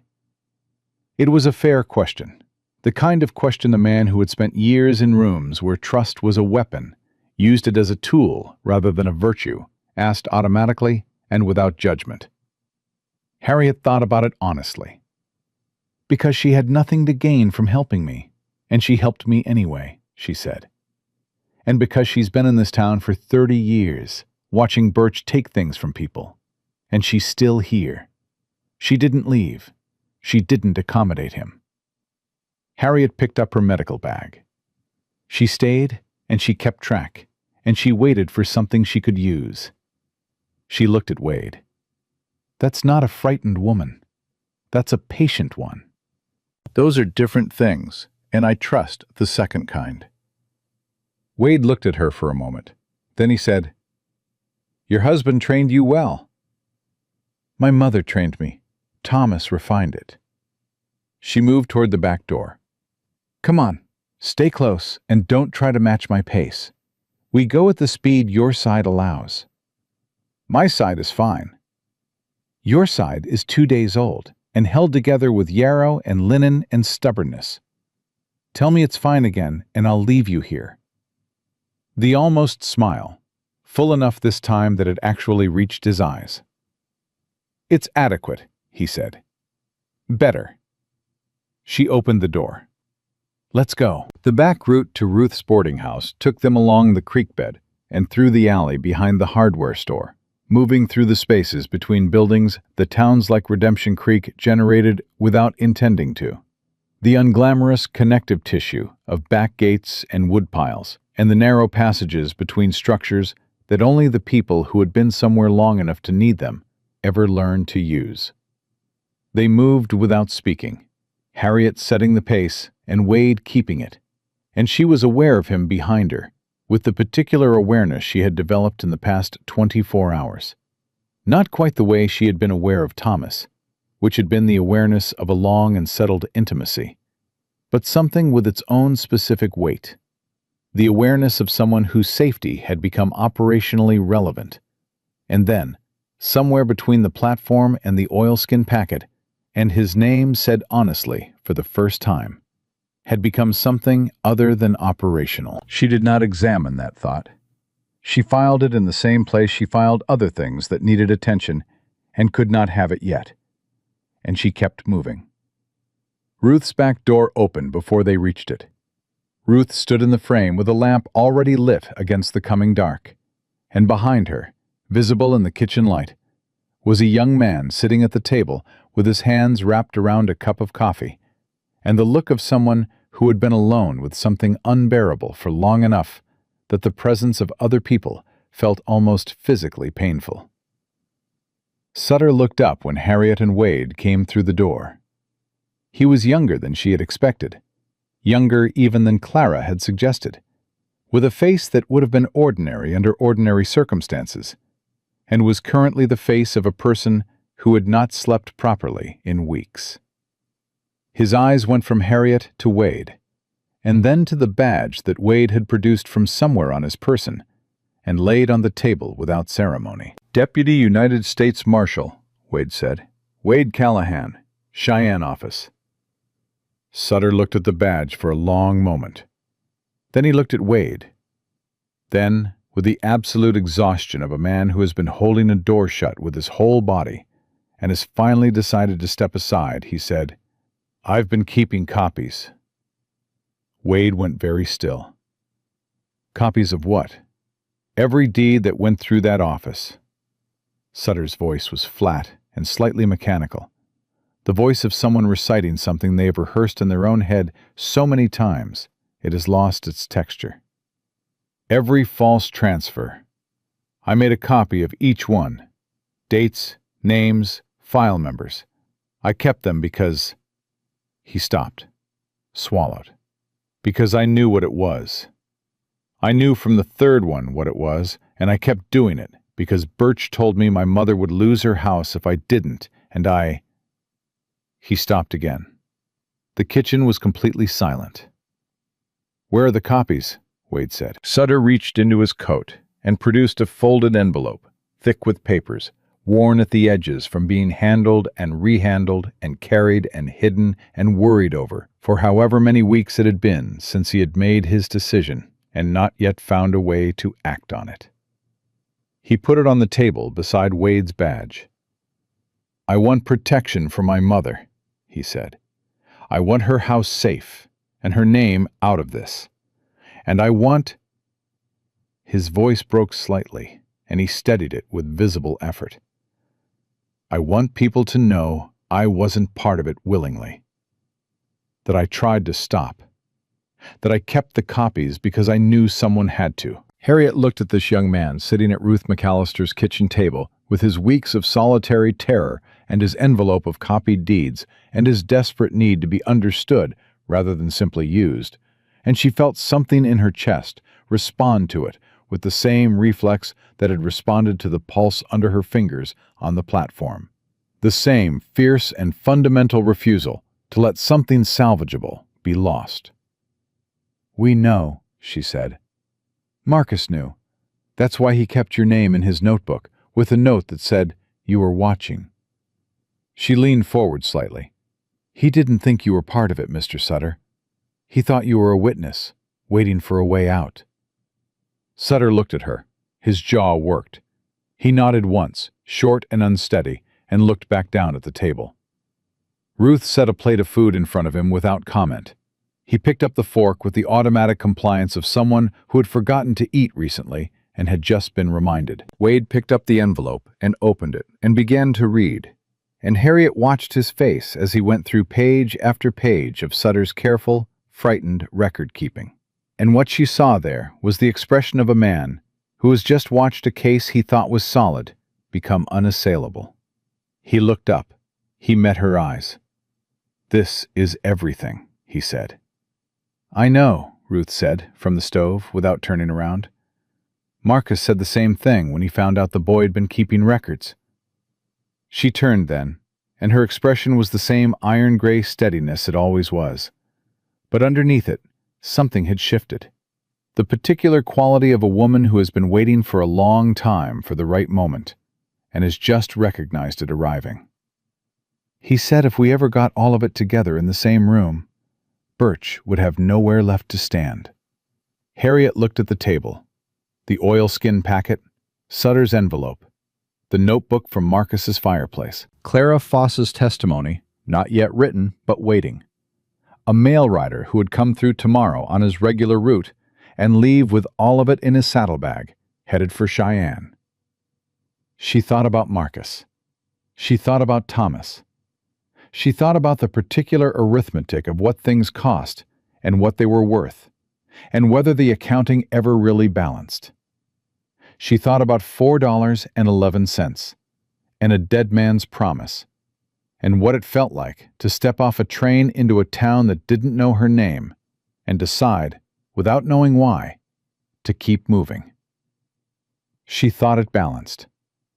She thought it was going to balance. Outside, the wind came up against the walls of Ruth McAllister's boarding house with that low, familiar sound, and the lamp on the table threw its small circle of light across the faces of 4 people who had each, separately and for their own reasons, decided that the cost of staying silent was higher than the cost of speaking, and who had somehow ended up in the same kitchen at the same hour, on the same side of the same fight. It was not a comfortable feeling.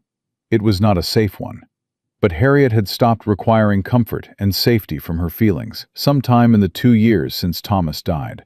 And what she felt instead, sitting in that kitchen, with the evidence of 6 years of fraud spread across Ruth McAllister's clean table, was something she recognized from the best moments of her years beside Thomas.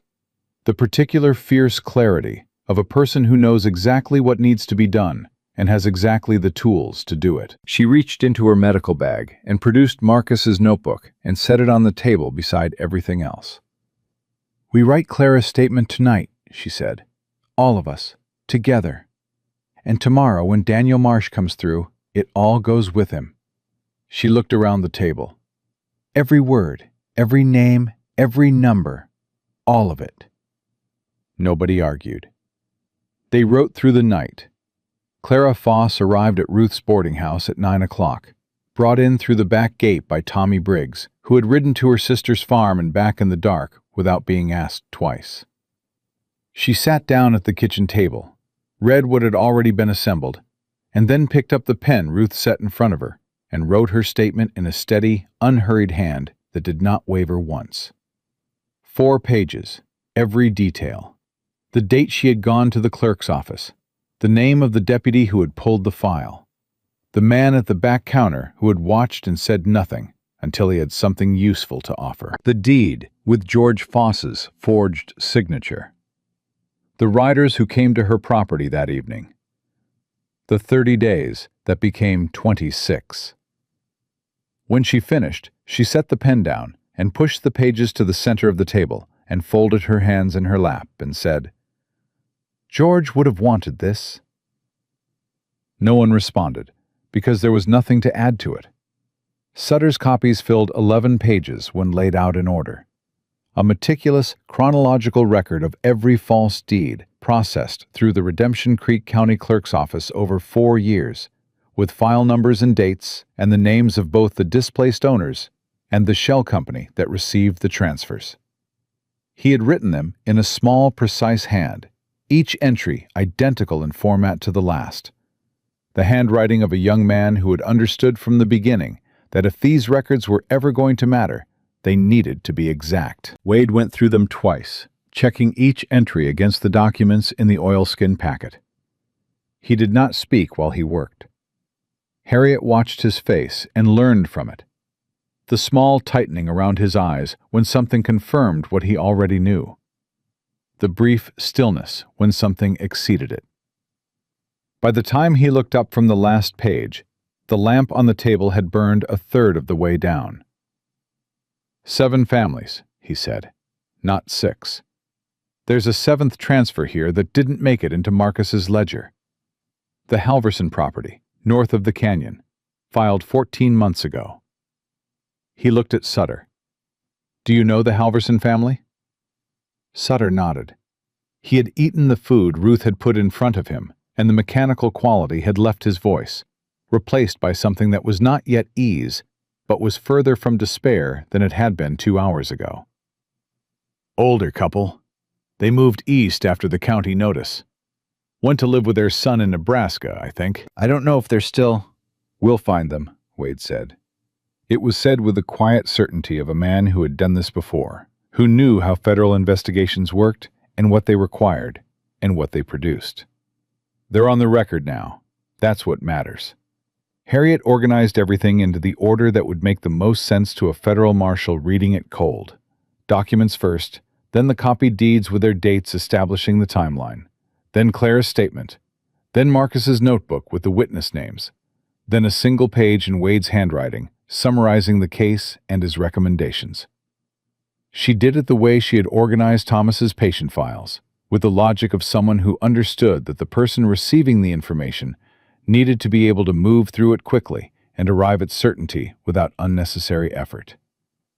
When she finished, she wrapped it all in the oilskin, tied it twice, and set it on the table. "Daniel Marsh comes through at mid-morning," Ruth said. She was at the stove, had been at the stove most of the night, producing coffee and food at intervals with the relentless practicality of a woman who understood that people working through the night needed fuel, whether or not they thought to ask for it. "He stops here first, always has." "Birch's man will be watching the street," Harriet said.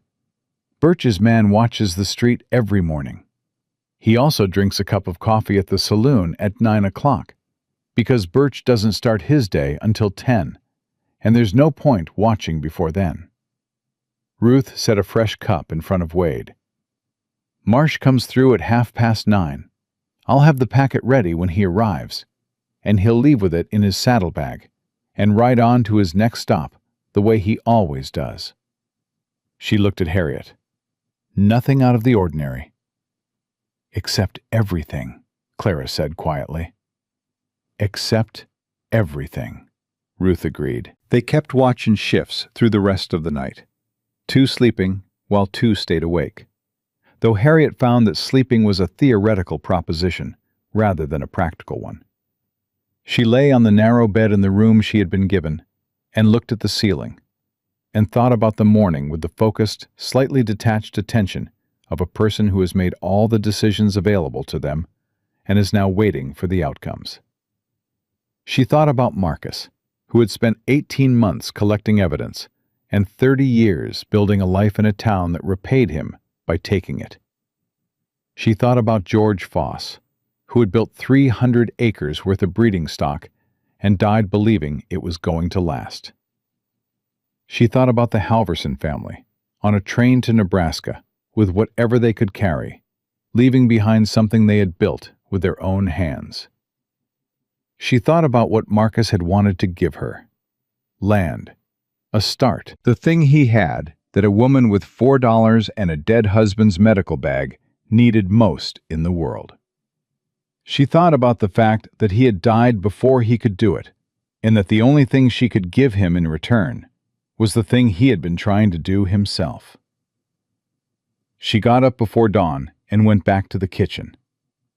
Wade was at the table, awake, the lamp low, the oilskin packet in front of him.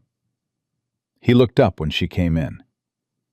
The gray light coming through the window made the planes of his face look older and more tired than he was, and she could see the cost of the night in the careful way he was holding himself, the controlled stillness that was not rest, but was what he had instead of it. "You should have slept," she said. "So should you." She sat across from him.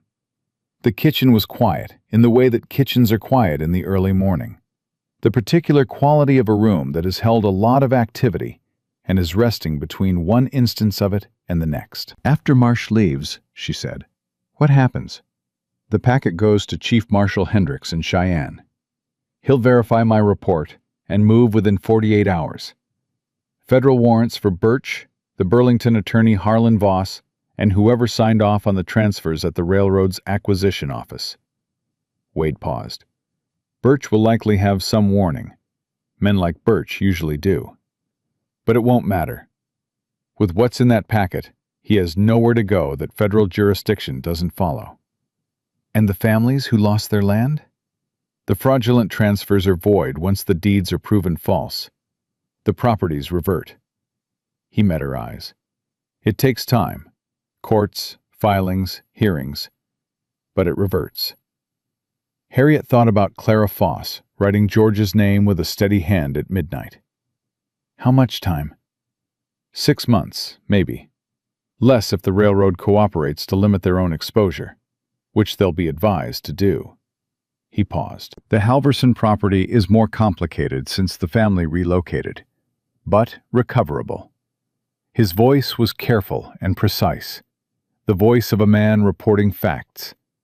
But underneath the precision she could hear something else. The same thing she heard in herself when she talked about Thomas. The awareness of what the facts cost in human terms, held at arm's length, because holding it any closer made the work impossible. "You do this a lot," she said. "Cases like this."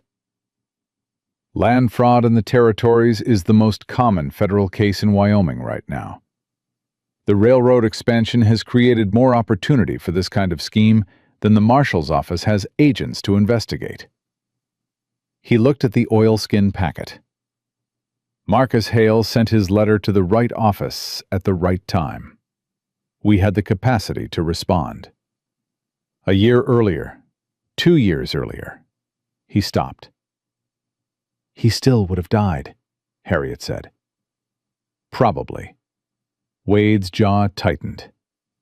Yes. She was quiet for a moment. That bothers you. It should bother everyone. It does. I'm asking about you specifically. He looked at her with those direct, dark eyes, and she could see him deciding again. The same decision she had watched him make at intervals across the past 36 hours. How much of the true thing to say, and whether the cost of saying it was less than the cost of not saying it. I've worked 11 cases like this in 3 years, he said. In 9 of them, someone died before we got there. Not because the office was slow, because men like Birch move fast and quietly, and they understand that the first death is the one that teaches everyone else to stay quiet. He paused. Marcus wasn't quiet. That's why he died. And it's also why we have enough to end this. Harriet thought about stubbornness as a virtue. Her mother had called it her best and worst quality. Thomas had called it the thing that made her good at the work. Marcus's letter had called her the most stubborn woman he had ever met, and meant it as the highest compliment available. He knew it might kill him, she said. He knew, and he kept going. Yes. So did you. She looked at his left side, at the place under his coat where her bandaging held. You knew Birch's men were watching you. You went to the barn anyway. It was the job. It was a choice, she said. The job gave you the reason. The choice was yours. She met his eyes. Same as Marcus. Same as Sutter keeping his copies. Same as Clara writing her statement. She paused. Some choices only look inevitable in retrospect. Wade looked at her for a long moment. The lamp between them was almost out, and the window was beginning to separate from black into gray, the same slow lightening she had watched from this same direction the morning before, a lifetime ago. What will you do? He said. After. After Marsh leaves? After all of it. After the warrants and the hearings and the land reverts? He held her gaze. Marcus's property will be part of the reversion. If the deed transfer is voided, his estate stands. He intended that land to go to you. Harriet had not let herself think about this. She had been careful not to think about it. The way she was careful not to think about things that required outcomes she couldn't control. But sitting here in the early morning, with the oilskin packet on the table between them, and 6 months of legal process standing between her and the answer, she let herself think about it for one moment. Land. A house. A property 4 miles north where the cottonwood trees leaned east, and the barn smelled of axle grease and old hay, and the thing that Marcus had built over 40 years still stood, waiting. I think I'll stay, she said, in Redemption Creek. Someone needs to. She looked at him steadily. This town is going to need things after Birch is gone. It's going to need people who aren't afraid to be here. People with reasons to stay. She paused. And there's no doctor within 40 miles. The almost smile, full and genuine. No, he said. There isn't. I'm not legally a doctor. You're not legally a nurse either. You removed a bullet from a federal agent's side in a boarding house back room with a steel probe and a bottle of carbolic. And yarrow. And yarrow.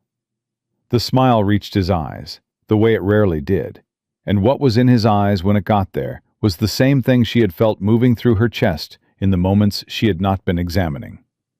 Personal, specific, directed at her and no one else. The territory has a medical licensing board. Cheyenne. I know the man who chairs it. She looked at him.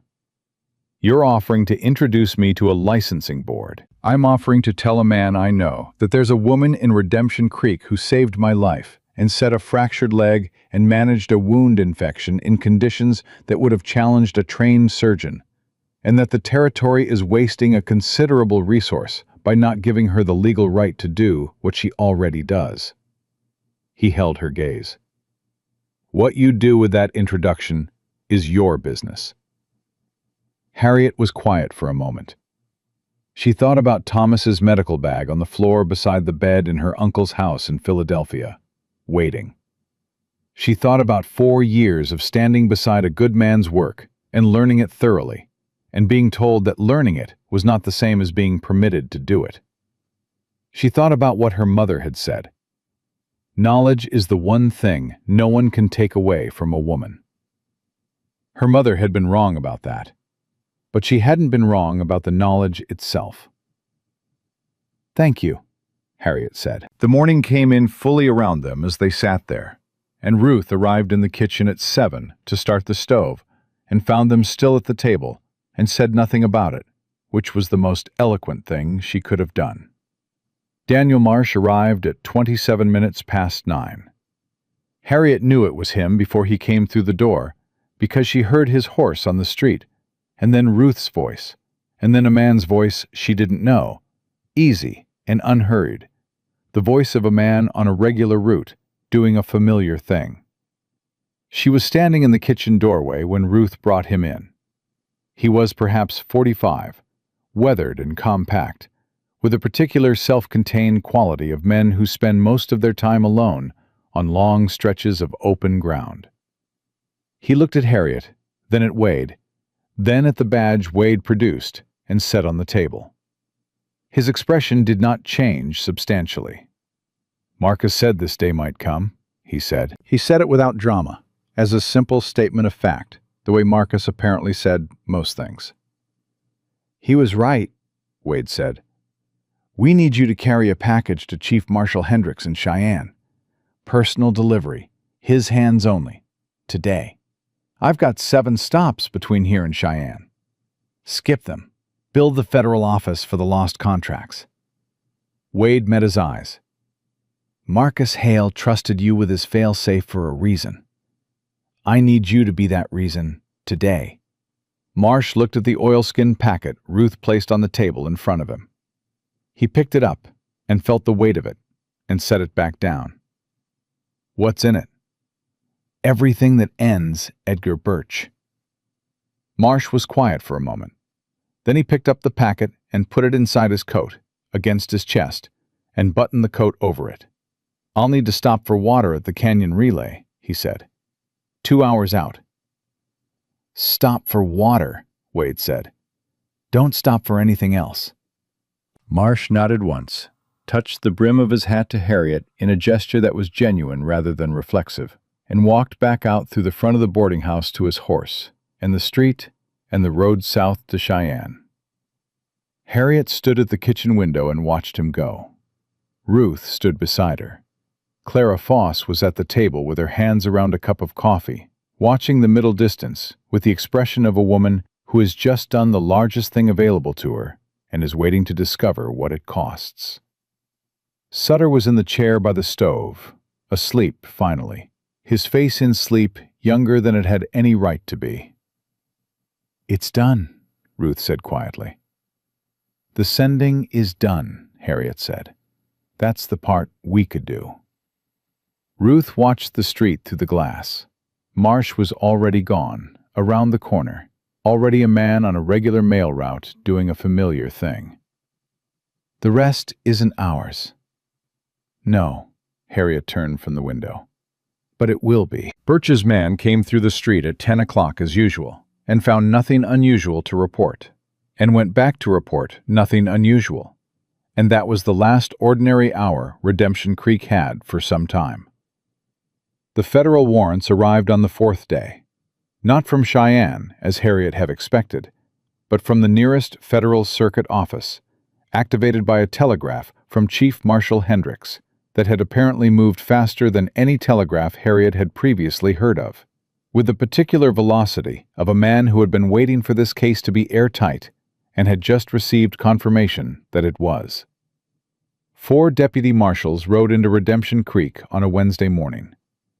They arrested Edgar Birch at his home before breakfast, with the warrants read aloud on his front porch in front of 3 ranch hands and his housekeeper, and a boy of perhaps 10 who had been sent to fetch the morning water and stopped to watch.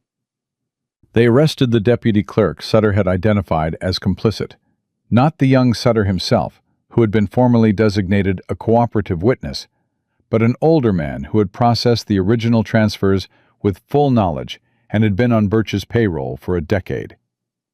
The Burlington Railroad's Wyoming Acquisition Office sent 2 attorneys from Denver within the week, not to defend the company's actions, but to negotiate the terms of their cooperation with the federal investigation. It was, one of the deputy marshals told Wade with dry professional satisfaction, the fastest corporate cooperation he had seen in 12 years of federal work. Harlan Voss, the railroad attorney whose letters were in the oilskin packet, resigned his position and retained his own counsel before the formal charges reached him. It did not help him substantially. Marcus Hale had kept very good records. Wade testified before the federal court in Cheyenne 6 weeks after leaving Redemption Creek, walking into that courtroom without a limp and with the full use of his left side, and the particular bearing of a man who had been shot in service of something that had come out the right way. He answered every question directly and completely. Harriet's name appeared 4 times in his formal testimony, each time as the person who had made a critical decision at a critical moment, named without embellishment, with the precision of a man who understood that accuracy was the highest form of respect. Clara Foss testified on the 3rd day of hearings. She wore the same straight-backed steadiness she had brought to Ruth McAllister's kitchen table at midnight, and she read her statement aloud in a clear, unhurried voice. And when she was finished, she folded the pages and said, "George built that ranch for 30 years. I want it back." And the federal court reporter wrote it down, word for word. The land reversion took 5 months, not 6.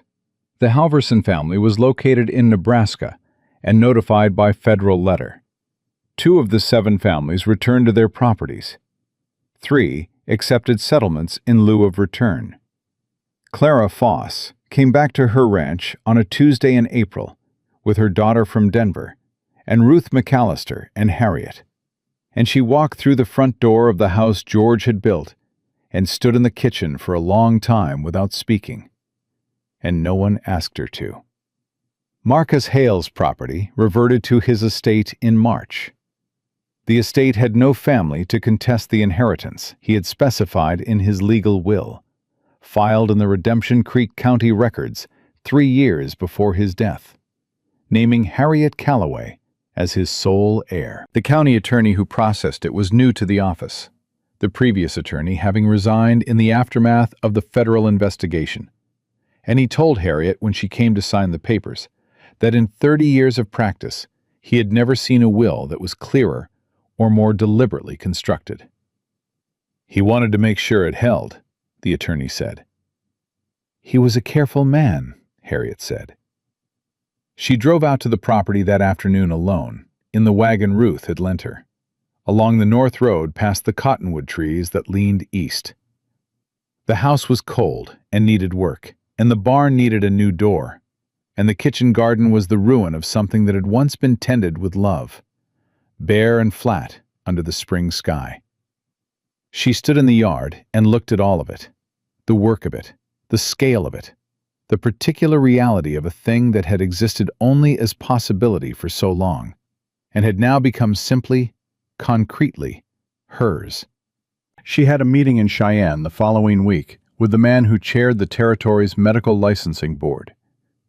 Wade had written the introduction 3 months ago from his office in Cheyenne, a single page, formally worded, that described what Harriet had done, with the professional neutrality of an official document, and contained, somewhere in the precise language of its 3rd paragraph, the clearest statement of regard she had ever received from anyone who wasn't Thomas.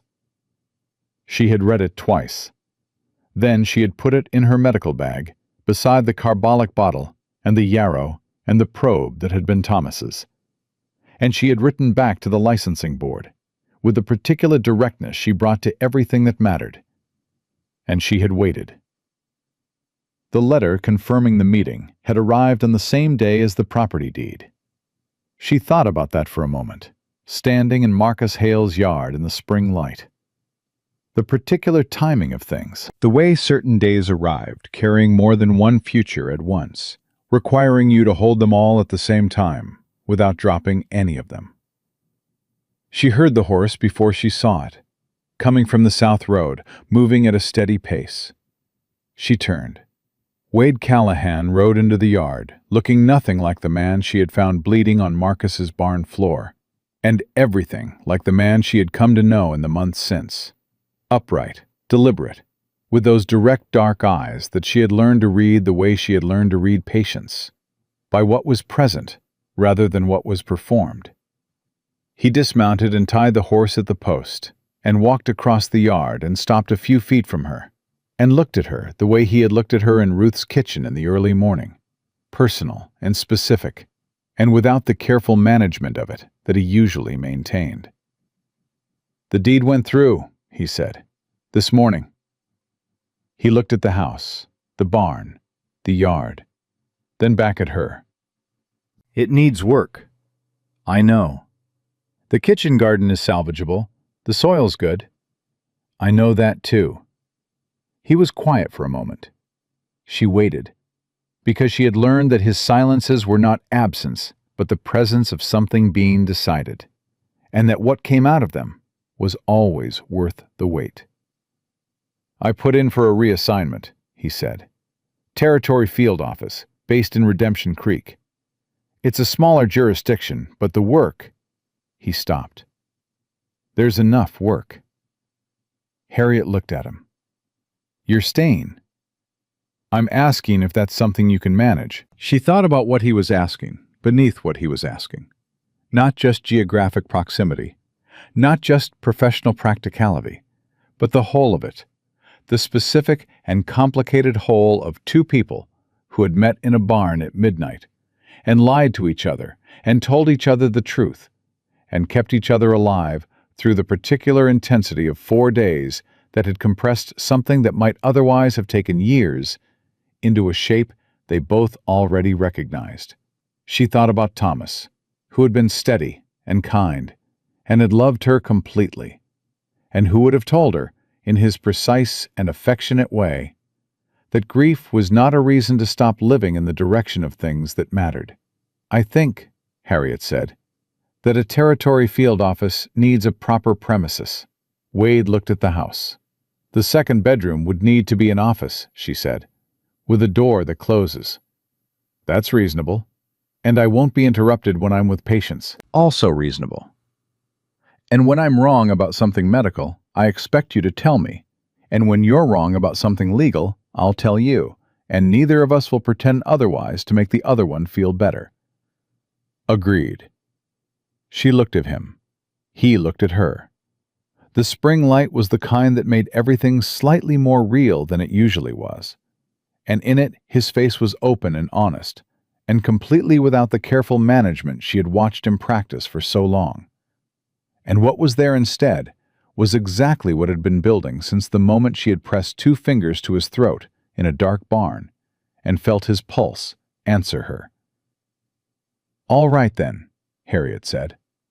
She turned toward the house, and he fell into step beside her, and they walked together through the door that Marcus Hale had opened 30 years ago, and tended carefully and kept open across 40 years of this particular, unforgiving, honest land, and closed it behind them. Harriet Calloway, licensed by the Wyoming Territory Medical Board in May of 1888, was the first practicing physician in Redemption Creek. She was not the last, but she was the first, and in that town, in those years, first meant the person who stood in the door and held it open for everyone who came after. And that was exactly who she had always been, even before anyone had the sense to let her prove it.